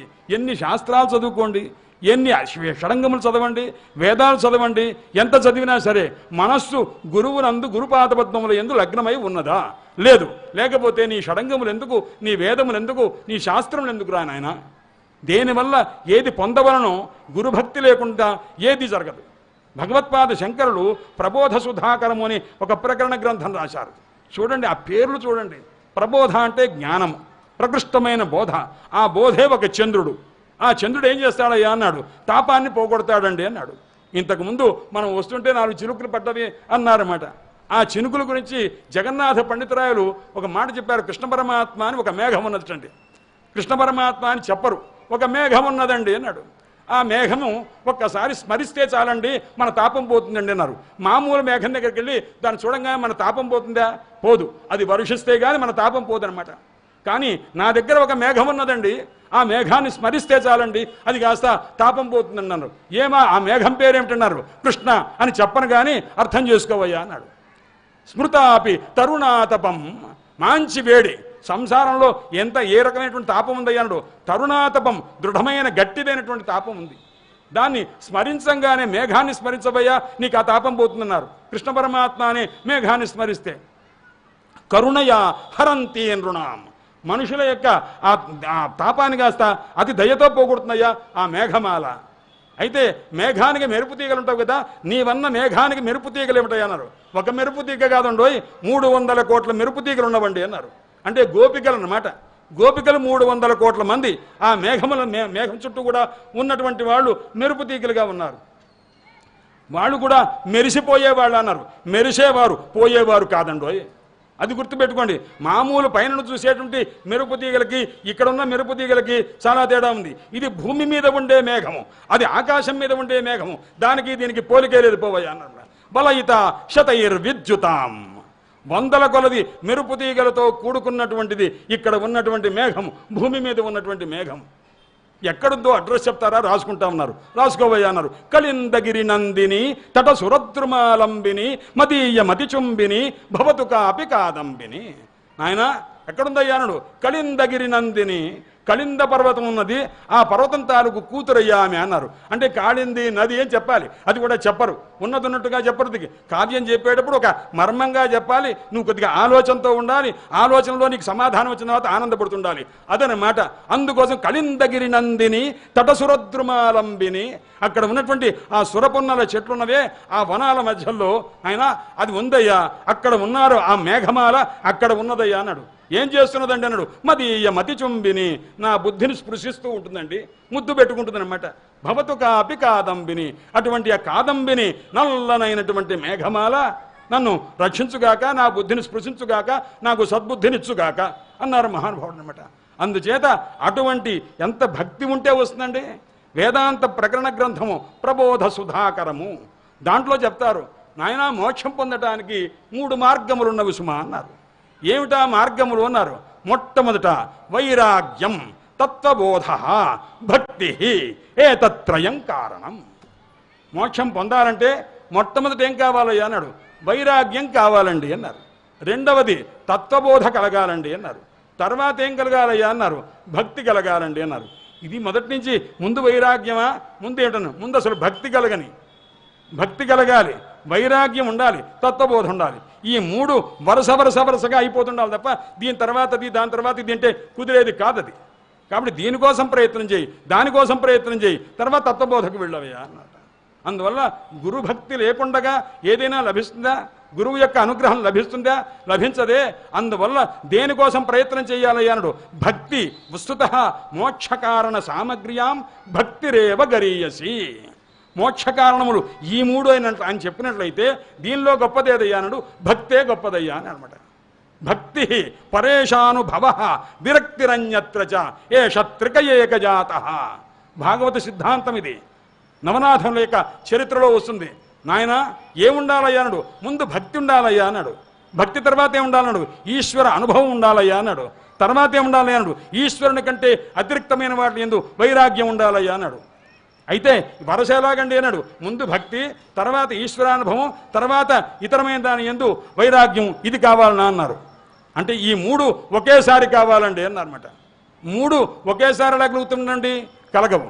మీరు ఎంత ఫాస్ట్గా చేయాలన్నా కుదరదు. ఎందుకంటే మీకు ఒక ఉదాహరణ చెప్తా. తామరాకులు ఉన్నవి, తామర పువ్వు ఉంది, ఆ పువ్వు తాలూకు రేకులు ఉన్నవి. ఆ రేకులు ఒక 20 30 వరుస పెట్టుకోండి. ఒక సూదితోటి ఠక్కున గుచ్చండి. గుచ్చితే ఏమవుతుంది? వెంటనే ఒక సెకండ్లో కింది దాకా దిగిపోతుంది అనమాట. ఆ దిగిపోతే ఈ మొదటిది గుచ్చుకున్న తర్వాత రెండోది గుచ్చుకొని అలా వరుస కదా వచ్చేది. ఒక దాని తర్వాత ఒకటి ఉంటుంది కదా, క్రమం ఉంది కదా అన్నారు. అలా అయినా క్రమం ఉంటుంది అన్నాడు. క్రమం ఉండదు. 3 ఒకేసారి కలగాలయ్యా అన్నారు. అది కుదరదండి శాస్త్రం ప్రకారం అన్నారు. నేను చెప్తున్నాను వినవయ్యా అన్నారు. ప్రపద్యమానస్య యథాశ్నత స్యు. బాగా ఆకలిగుని ఉన్నవాడు 3-4 రోజులుగా భోజనం లేదు, తినటానికి తిండి లేదు, తాగటానికి నీళ్లు లేవు, వాడు సొమ్మసిల్లిపోయి ఉన్నాడు. వాడు ఒక చోటుకు వచ్చాడు. ఒక ఇంటి గృహస్థింటికి వస్తే ఆయన శుభ్రంగా అన్నం అంతా కలిపి రుచికరమైన పదార్థంతో కలిపి ముద్ద పెట్టాడండి. ఒక పెద్ద ముద్ద పెట్టేసరికి నోట్లో వేసుకున్నాడు. నోట్లో వేసుకోగానే వాడి పరిస్థితి ఎలా ఉందయ్యా అన్నాడు.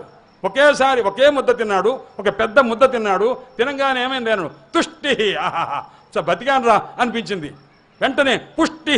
అంతకుముందు నీరసం కొద్దిగా తగ్గిందిగా, తుష్టి కలిగింది, పుష్టి కలిగింది. అంతకుముందున్న ఆకలి కొద్దిగా తగ్గిందనమాట. తుష్టి పుష్టి క్షుదపాయ అనుఘాసం. ఘాసం అంటే మా ముద్ద. ప్రతి ముద్దకి అలా క్రమక్రమంగా తగ్గిందా లేదా? ఈ 3 ఎట్ ఏ టైం అంటుంటాంగా, ఒకేసారి జరిగిందా లేదా? అలాగా నాయన భగవత్పాద శంకరులు చెప్తున్నారు. వైరాగ్యము, తత్వబోధ, భక్తి. ఎందుకంటే గురువుల దగ్గర మనం ఉపదేశం పొందుతూ ఉంటే వాళ్ళకి ఎంత ఆనందం ఉంటుందంటే అహో శాస్త్రం, అహో శాస్త్రం. శంకర భగవత్పాదులు వారు సాక్షాత్తు పరశివులు, పరశివావతారం. ఆయన భాష్యం చెప్తూ ఉంటే, కాశీక్షేత్రంలో కూర్చొని చెప్తూ ఉంటే, వాళ్ళ శిష్యులంతా వింటూ ఉంటే, ఆ వింటున్న సందర్భంలో ఆ గురువులు గంగా తీరంలో కూర్చొని చెప్తూ ఉంటే వింటున్నటువంటి శిష్యులకు ఎంత ఆనందం ఉంటుందండి. సాక్షాత్ వేదవ్యాసుల వారు కూడా వచ్చి ఆ మహానుభావుడు బ్రహ్మతి సంపరిష్వక్త అనేటువంటి ఆ దివ్యమైనటువంటి ఆ సూత్రం దగ్గర ఆ ప్రశ్న వేయటం, ఆ తర్వాత భగవత్పాదుల వారి వయస్సు జీవితకాలం 16 సంవత్సరాలే అయి ఉన్నది. వస్తుతః వారికి 8 సంవత్సరముల వయస్సునే ఆ మొట్టమొదటి ఈశ్వరుడు ఇచ్చినటువంటి మాట. ఆ ఇస్తే ఆ 8 సంవత్సరాలు కాస్త 16 సంవత్సరాలు వారి యొక్క అనుష్ఠాన బలం చేత, విప్రుల యొక్క ఆశీర్వచనం చేత, ఋషుల యొక్క ఆశీర్వచనం చేత 8-16 అయింది. వేదవ్యాసుల వారు వచ్చి ఆయన బ్రహ్మసూత్రంలో ఎప్పుడైతే భాష్యం రాశారో అప్పుడు ఆయన ఇంకొక 16 సంవత్సరాలు వారు ఇచ్చారన్నమాట. వేదవ్యాసుల వారు గొప్ప, శంకర భగవత్పాదుల వారు గొప్ప అని విచారం చేశారు. అయ్యా సూత్రాలతోటి రాశారు, అది సమగ్రంగా రాశారా అన్నారు. పర్వాలేదు రాశారండి అన్నారు. ఏదైనా ఒక దండ తయారు చేయాలంటే సూత్రం అవసరమండి. కానీ సూత్రాలు లేకుండా శంకర భగవత్పాదుల వారు భాష్యం రాశారే. సూత్రం పెట్టుకొని దండ తయారు చేసేవారికంటే సూత్రం లేకుండా బ్రహ్మాండమైనటువంటి దండ తయారు చేశారే, అది భగవత్పాదుల వారి యొక్క గొప్పతనం అయ్యా అని చెప్పి భగవత్పాదుల వారిని చాలా గురువుకరిస్తూ అంటే గొప్పవారని చెప్పేటువంటి రీతిగా శిష్య సంప్రదాయంలో శ్లోకాలు కూడా ఉన్నవి. అందుచేత అట్టి మహనీయులైనటువంటి ఆ భగవత్పాదుల వారి యొక్క చరిత్రలో ఎన్నెన్ని విశేషాలు ఉన్నవి. ఇది కాకుండా వైరాగ్యం ఎలా ఉండాలి, ఆత్మస్వరూపం ఎలా తెలుసుకోవాలి, భగవంతుని యొక్క భక్తి ఎలా కలగాలి, ఆ భక్తి కోసమే భక్తి ప్రకరణ గ్రంథాలని వచ్చినామండి. ఎన్ని వాణీం జితసుఖవాణీం అలికులవేణీం భవాంబుధిద్రోణీం వీణ సుఖశిశుపాణిం నతగీర్వాణీం నమామి శర్వాణీం.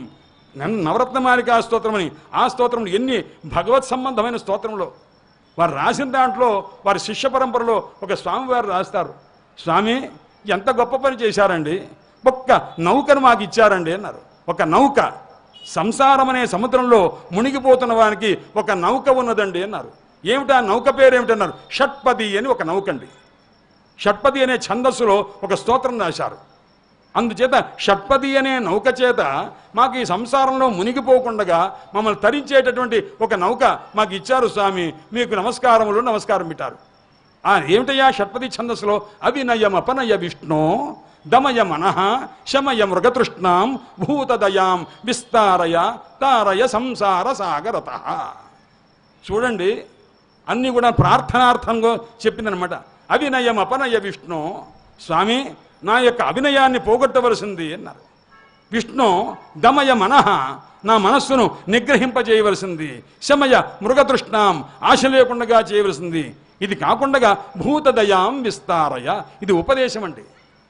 కొన్ని మాటలు ఉపదేశ రూపంగానే మనం గ్రహించాలి, కొన్ని అనుభవ రూపంగా గ్రహించాలి, కొన్ని ఉపాసనా రూపంగా గ్రహించాలి. ఈ రీతిగా ఆ మహానుభావుని యొక్క వాంగ్మయం అంతా కూడా మనం గ్రహించగలుగుతున్నాం. ఇక్కడ ఉన్నది ఉంది, ఏం లేనిది ఏదైనా ఉంది అన్నాడు, మొత్తం అంతా ఇక్కడే ఉన్నదండి, మొత్తం ఇక్కడ ఉన్నది. వాంగ్మయంలో భగవత్పాదుల వారి వాంగ్మయంలో లేని ఒక ప్రక్రియ అనేటువంటిది లేనే లేదు. కాబట్టి ఉపాసనాకాండ ఉన్నది, అలాగే స్తుతికాండ ఉన్నది, దివ్యమైనటువంటి ఆధ్యాత్మ జ్ఞానకాండ అనేటువంటిది కూడా ఉన్నది.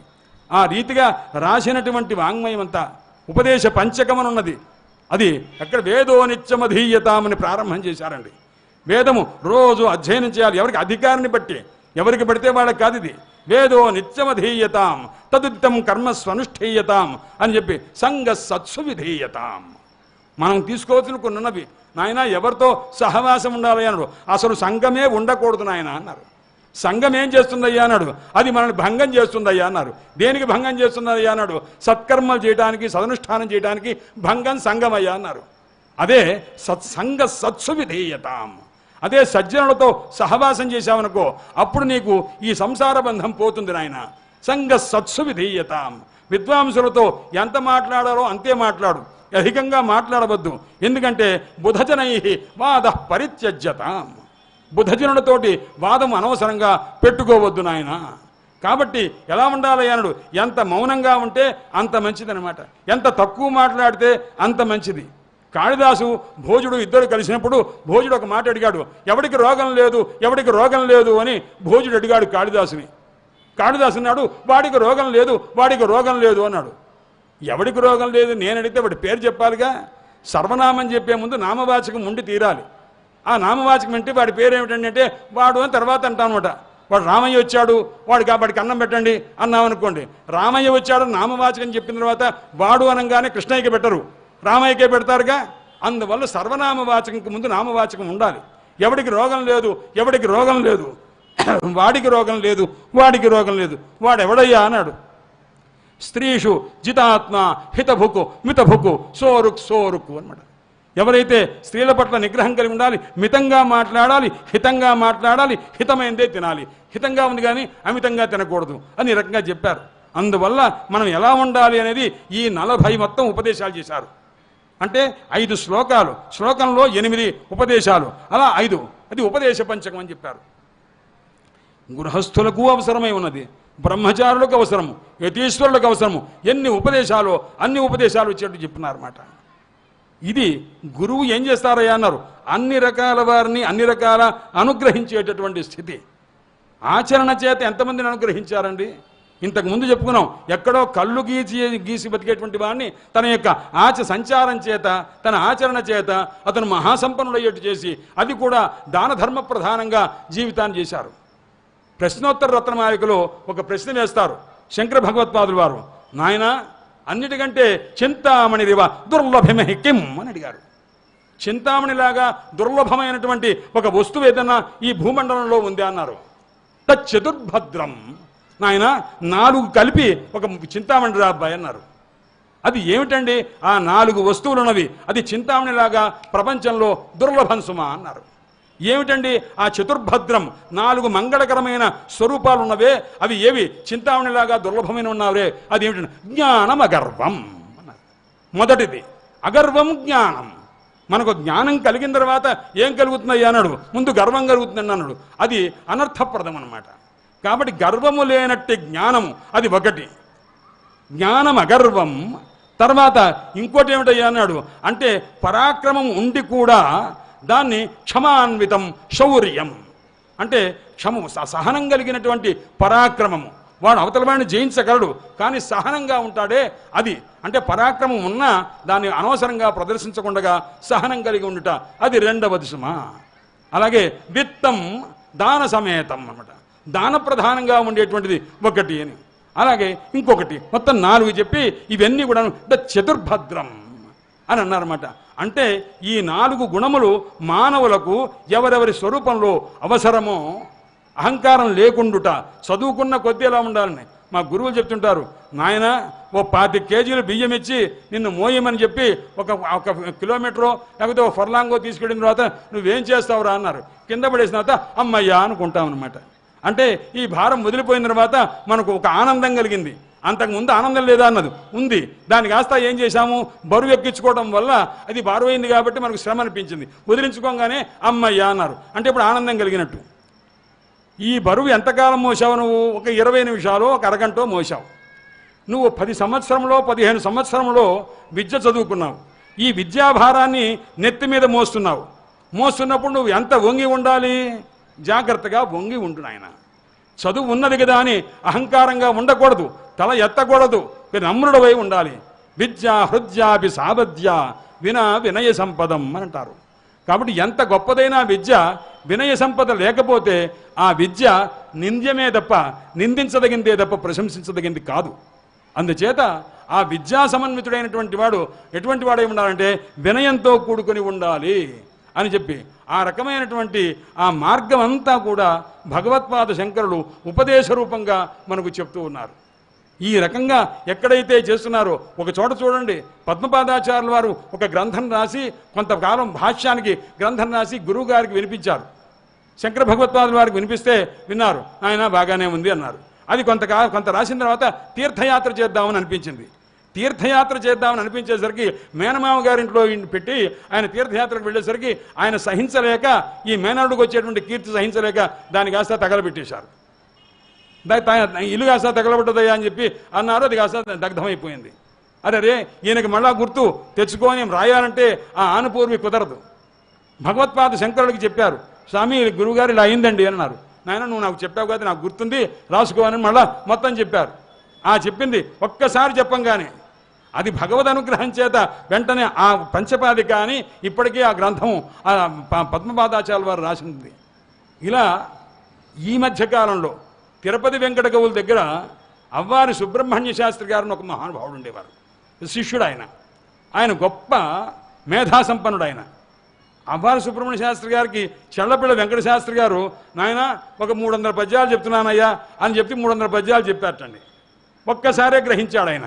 గ్రహించిన తర్వాత ఈయన రాయలేదు, ఆయన కూడా రాయలేదు. కొంతకాలం అయిన తర్వాత అప్పుడు కొన్ని పద్యాలు చెప్పాను, గుర్తున్నవయ్యా సుబ్రహ్మణ్య శాస్త్రి అని అన్నారు.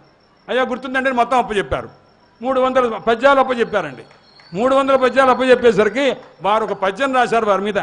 నాకు ఏదో శిష్యుడని మేము అనుకుంటున్నాం కానీ ఆ దేశకుండనబోలు అన్నారన్నమాట. మాకు గురువు అని చెప్పదగినటువంటి వాడు తను, ఎంత మేధా శక్తి, ఎంత ధారణా శక్తి అని. అంటే ఈశ్వరుని యొక్క శక్తి ఒక్కొక్కళ్ళ యందు ఒక్కొక్క రీతిగా ఉంటుందని చెప్పడం కోసం. అలాంటిది భగవత్పాద శంకరులు మొత్తం చెప్తే ఆ గ్రంథమంతా కూడా నేటికి నిలబడి ఉన్నది స్వామివారి యొక్క ముఖ నిర్గతం అవడం చేత అనమాట. ఈ విధంగా చేస్తూ శంకర భగవత్పాదుల వారి యాత్ర చివరికి సర్వజ్ఞ పీఠాధిరోహణం దాకా వెళ్ళిందనమాట. ఆ సరస్వతి అమ్మవారి దగ్గర సమస్తమైనటువంటి విద్యలు కూడాను, ఎన్ని మతాలు ఉంటే ఆ మతాల్లో ఉన్నటువంటి వైరస్యం, అంటే ఏదైతే సరిగా లేదో దాన్ని కాస్త తిరస్కరించి అది కాదు ఇదని చెప్పి ఆ రకంగా చేశారు. దానిలో చెప్తుంటారు. అందుకోసమే ఈయన పద్మపాదాచార్యుల వారు శంకర భగవత్పాదుల వారి గురించి ఒక శ్లోకం రాశారు. నమామి అభోగి పరివార సంపదం. మా గురువుగారికి నమస్కారం చేస్తున్నానండి అన్నారు. మా గురువుగారు ఎటువంటి వారయ్యా అన్నాడు. అపూర్వ శంకరులు అండి అన్నారు. అంటే పూర్వము కైలాసంలో ఉన్న శంకరులు వంటి వారు కాదు. వారికి మా గురువుగారికి చాలా తేడా ఉంది. మా గురువుగారు చాలా విశేషం సుమా అన్నారన్నమాట. పూర్వశంకరులు అంటే మనకు పురాణాల్లో ప్రసిద్ధమైన శంకరులు పూర్వశంకరులు. కానీ మాకున్న శంకరులు ఉన్నారే అపూర్వ శంకరం, ఆయనకి నమస్కారం చేస్తున్నారు. నమామ్య భోగి పరివార సంపదం. అంటే ఆయన దగ్గర ఉన్నారే అండి. భోగి అంటే పడుగలు కలిగినటువంటి సర్పములు, ఆ సర్పములు పరివారం ఉంది. నాగయ్య కంకణినే, చేతికి ఆయనకి ఆభరణాలు ఎవరయ్యాను సర్పములు, కంఠాభరణం ఎవరయ్యాను సర్పములు. ఇవన్నీ భోగులు, భోగితో కూడుకున్నటువంటి వారు ఒక అర్థం. భోగులు అంటే స్వభోగాన్ని అనుభవించేవారు దేవతలు, వాళ్ళందరితో కూడుకొని ఉంటారు పరమేశ్వరుడు. ఎవరు? పూర్వశంకరులు. ఇక్కడ అపూర్వ శంకరులు ఎలా ఉంటారయ్యా అన్నారు. వారు అభోగి పరివార సంపదం. వారి దగ్గర భోగులు ఉండరండి. అభోగులు విరక్తులైన వారు మాత్రమే భగవత్పాదుల వారు చుట్టూ ఉంటారన్నమాట. అక్కడ భోగి పరివార సంపత్తు ఆ పూర్వశంకరునకు, అభోగి పరివార సంపత్తు ఈ శంకరునకు. ఇది అపూర్వ శంకరునకు అనమాట. వీళ్ళంతా ఎటువంటి వాళ్ళయ్యా అన్నారు. దానికి కూడా భగవత్పాద శంకరులు చెప్పున్నారు. ఏమని? నాయన వేదాంత వాక్యేషు విచారవంత భిక్షాన్న మాత్రేణ చ తుష్టిమంత అశోకవంత కరుణైకవంత కౌపీనవంత ఖలు భాగ్యవంత. నాయన ఆ యతీశ్వరులైనటువంటి వాడు ఎలా ఉంటారన్నాడు. వేదాంత వాక్యేషు సదారమంత అన్నమాట. వేదాంత వాక్య విచారణ చేస్తూ ఉంటారు. భిక్షాన్నం చేతనే తృప్తి పొందుతుంటారు. ఎవడు శోకం ఉంది అన్నారు. అశోకవంత. ఇంకా ఎటువంటి వాళ్ళు ఎవరన్నా శోకంతో ఉంటే వీళ్ళు కరిగిపోతుంటారండి అన్నారు. సజ్జన హృదయం అంత గొప్పదండి, యతీశ్వరుల హృదయం అంత గొప్పదండి అన్నారన్నమాట. అయ్యా భాగవత మహాత్మ్యంలో ఒక శ్లోకం ఉంది. నాయన అన్నిటికంటే మెత్తనైన వస్తువు ఏమన్నా చెప్పగలవా మిత్రమా అని అడిగాడు ఒక ప్రశ్న.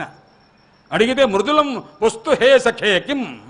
నాయన అన్నిటికంటే మెత్తనైన వస్తువు చెప్పగలవా అన్నారు. అంటే ఆలోచించి నవనీతం అన్నారు. నవనీతం మహామెత్తగా ఉంటుందండి, అప్పుడే తీసినటువంటిది అనమాట.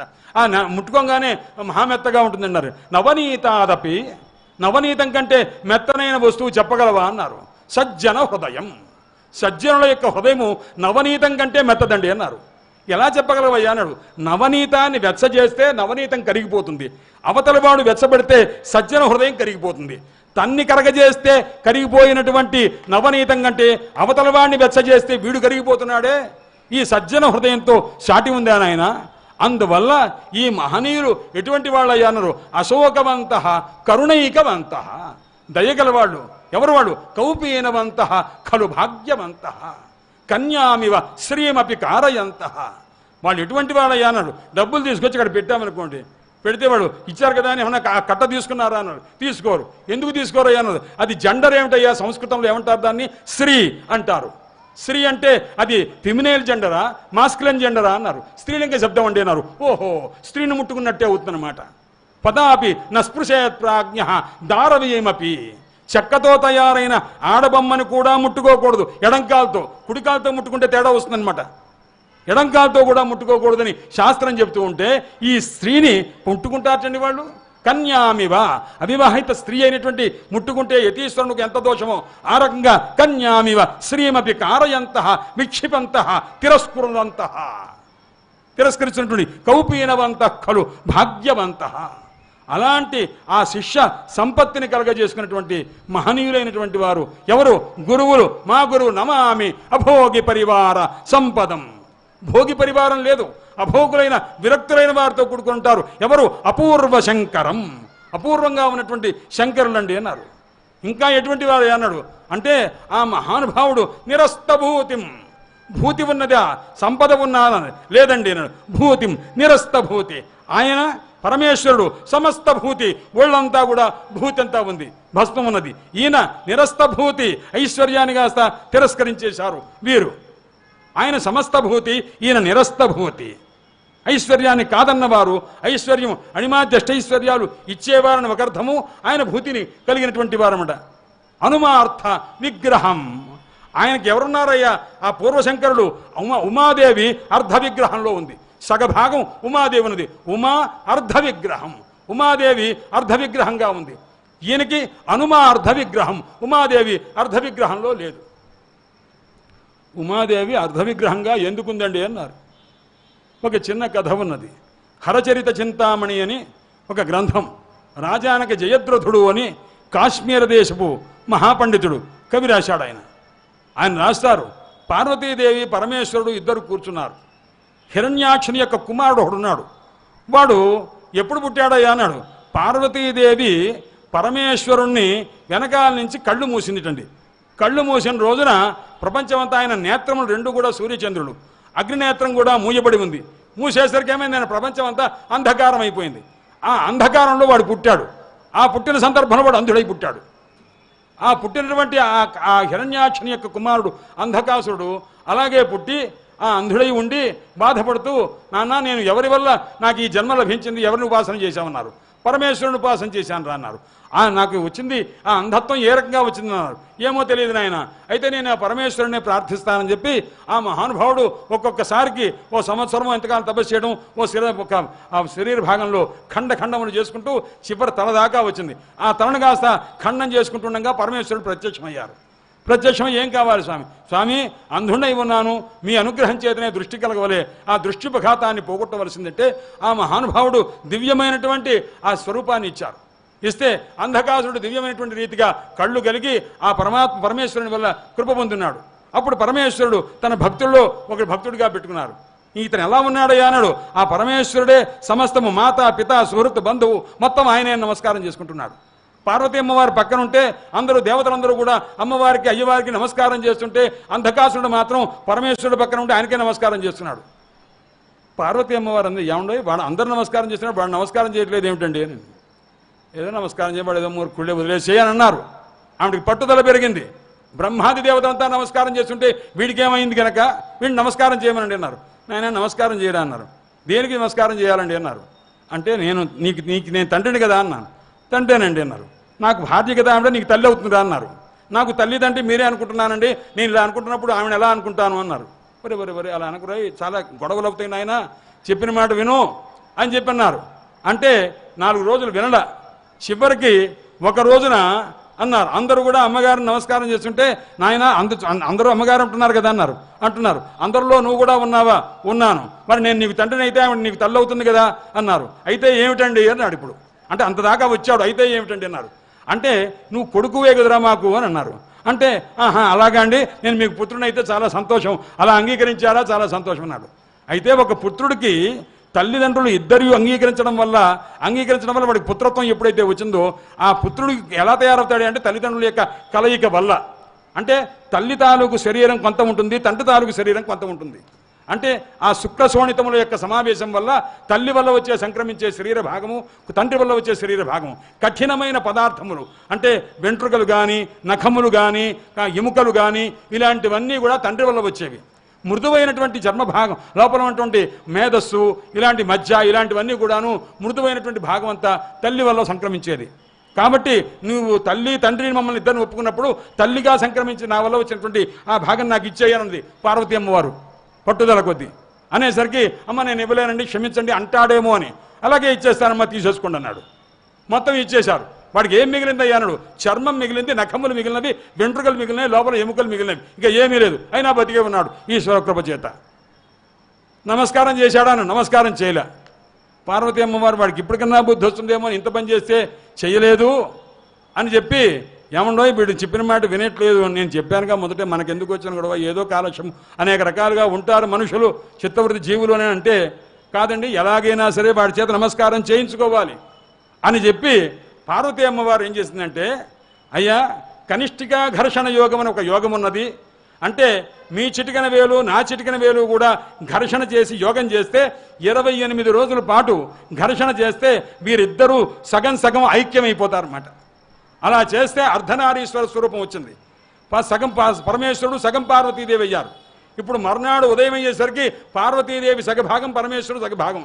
2 చేతులు 2 కాళ్ళు చూస్తే సగం ఉన్నారన్నమాట. వాడు వచ్చి అంధకాసుడు వచ్చి నమస్కారం పెట్టవలసి వచ్చింది. ఒక కాలుకి నమస్కారం పెట్టడుగా 2 కాళ్ళు పట్టుకుని నమస్కారం చేశాడు. పెట్టుకునే సరే పార్వతీ అమ్మవారు పరమానందపడుతుందన్నమాట. అందువలనే మహానుభావుడు అప్పయ్య దీక్షితుల వారి యొక్క మునిమనవడు వరుస అయ్యేటువంటి వారు మహానుభావుడు నీలకంఠ దీక్షితులు ఉన్నాడు. నీలకంఠ విజయ చెంపు అనే పుస్తకం రాశాడు. అందులో మొట్టమొదటి శ్లోకం రాశాడు. ఏమిటయ్యాడు? నమో వాంఛిత లాభాయ కర్మకింతన్న గచ్చతే. నేను ఒకరికి నమస్కారం చేస్తున్నాను, వారెవరో నేను చెప్పలేకపోతున్నానండి అన్నారు. అదేమిటండి, నీవు నమస్కారం చేస్తుంటే ఆ దేవుడి పేరు చెప్పాలి కదా అన్నారు. నాకు చెప్పడానికి కుదరట్లేదండి అన్నారు. ఎందుకంటే నేను నమస్కారం చేసేది ఎవరికంటే దంపతులకు. దమ్ అంటే భార్య, పతి అంటే భర్త, వీళ్ళిద్దరికి ఏం చెప్పాలి. కానీ ఇద్దరు కనిపించట్లా, ఒక్కళ్ళలోనే ఇద్దరు కనిపిస్తున్నారు తప్ప ఉన్నది ఒక్కరేగా. ఒక్కరే ఉంటే నేనేం చెప్పాలి? దంపతిని నమస్కారం చేయుచున్నాను అని నేను అనాలి. వ్యాకరణ శాస్త్ర పండితులు పాణిన్యాది మహర్షులు వచ్చి ఒరై దంపతిని అని ఏకవచనం ఉండదురా ఆయన దంపతులను అని ద్వివచనం చెప్పాలరా అని వాళ్ళు అంటున్నారు. వ్యాకరణం ఒప్పింది నా మనస్సు గొప్పలా, నా మనస్సు గొప్పింది దాన్ని చెప్దామంటే వ్యాకరణం వాళ్ళు ఒప్పుకోవట్లా. అందువల్ల నేను ఎవరికి నమస్కారం చేస్తున్నానో నేను స్పష్టంగా మీకు చెప్పలేకపోతున్నాను. మీకు అర్థమైతే మీరు నమస్కారం చేసుకోండి. నమో వాంఛిత లాభాయ కర్మకింతన్న గచ్చతే కిం దంపతిమితి బ్రూయాం ఉతాహో దంపతి ఇతి. నేను దంపతిం అనాలంటే నాకు ఇష్టం, వ్యాకరణం వాళ్ళు మర్యాద దక్కదన్నారన్నమాట. వాడు దంపతి అనమన్నారు, నాకు ఇష్టం లేదు బొమ్మన్నా అనమాట. అందువల్ల అట్టి పార్వతీ పరమేశ్వరులకు అందుచేత ఆయన ఎవరయ్యా? పూర్వశంకరులు ఉమార్ధ విగ్రహం, ఉమాదేవి అర్ధ విగ్రహంగా కలవారు. మా భగవత్పాద శంకరులు అపూర్వ శంకరులు అనుమా అర్ధ విగ్రహం, ఉమాదేవి అర్ధభాగంలో లేదు. ఇది ఒక అర్థం. అనుమ అర్ధ విగ్రహం, అనుమాన ప్రమాణము సగభాగం తీసుకొని ఆ రకంగా ఇతర మతాలని కాస్త తిరస్కరించి సహేతుకంగా ఖండించారన్నమాట. అనుమాన ప్రమాణం చేత కూడా తీసుకొని ఖండించారు. అందుకోసమే శృతిమత తర్కోనుసంధీయత. తర్కం చేయని ఎలాంటి తర్కాన్ని తీసుకోవాలి అన్నాడు? శృతిమత, శృతికి వేదమునకు అభిమతమైనటువంటి తర్కాన్ని అనుసంధానం చెయ్యాలి అని ఉన్నదన్నమాట. అందువల్ల అనుమార్ధ విగ్రహం. ఎవరు? మా గురువు గారు అనుమార్ధ విగ్రహం, నిరస్తభూతిం అనుమార్ధ విగ్రహం. పూర్వశంకరులు ఎలాంటి వారయ్యాడు? ఉగ్రహ కపర్ది శ్రీకంఠ. ఆయన ఉగ్రుడండి, ఆయన కోపం ఎక్కువ అండి అన్నారు. ఎవరికి? పూర్వశంకరులకు. మరి మా భగవత్పాదుల వారికి అనుగ్రహం, ఆయనకి కోపమే తెలియదండి అన్నారు. కోపం వచ్చి దాసురాలు అయిపోయిందనమాట, దాసుడైపోయాడు, శూన్యమైపోయాడు అనమాట. అనుగ్రహం ఉన్మృదిత కాలలాంఛనం. ఆయన ఎటువంటి వారయ్యానడు? పరమేశ్వరుడి దగ్గర కంఠంలో ఏముందయ్యా అన్నాడు? నల్లటి మత్స ఉందండి అన్నాడు. కాలలాంఛనం అంటే నల్లటి మత్స ఉందన్నమాట. అది అనున్మృదితం, అది ఎవరు చెరపడానికి కుదరనే లేదు. అప్పటి నుంచి ఇప్పటిదాకా ఆయన యొక్క కంఠంలో ఉన్న మత్సను ఎవరన్నా తీసేరా అన్నారు. ఎవరు తీయలేదండి అన్నారు. మరి మా భగవత్పాద శంకరుల దగ్గర ఏమన్నా మన నల్లటి మత్స ఉంది అన్నాడు. ఉన్మృదిత కాలలాంఛనం, మృత్యు అనేటటువంటి భయం లేకుండా చేశారు. కాలం అంటే మృత్యు అనమాట. అవిద్య చిత్ సంబంధ కాల. అవిద్య చైతన్యము కలిస్తే కాలము, లేక మృత్యువు, ఆ మృత్యు సంబంధం లేకుండా భగవత్పాదులు వారు చేశారు. అందువల్ల ఉన్మృదిత, పోగొట్టబడినటువంటి కాల మృత్యు అనేటటువంటి లాంఛనం కలవారు, అంటే మృత్యు భయం లేకుండా చేసిన వారు అని అర్థం అన్నమాట. అటువంటి వారు ఎవరయ్యా? అనుగ్రహం ఉన్ముదిత కాలలాంఛనం. ఆ పూర్వశంకరులకు ఏముందయ్యా అన్నారు? వినాయకుడు ఉన్నాడండి ఆయన కుమారుడు. ఇక్కడ వీరికి ఎవరన్నా వినాయకుడు ఉన్నారా అన్నారు. ఇక్కడ వినాయకుడు లేడండి అన్నారు. వినాయకుడు అంటే ప్రతిపక్షి, అంటే శత్రువు ఎవరన్నా ఉన్నారా అన్నారు. లేనే లేరండి అన్నారు.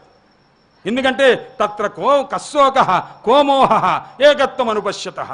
భగవత్పాద శంకరులు ఎవరైతే విరుద్ధంగా ఉన్నారో అందరినీ కూడాను కలుపుకునే రీతిగానే మహానుభావులు అనుగ్రహించారు. అయ్యా మనకు ఎటువంటి వారు వచ్చారయ్యా అన్నాడు. ఎవరు?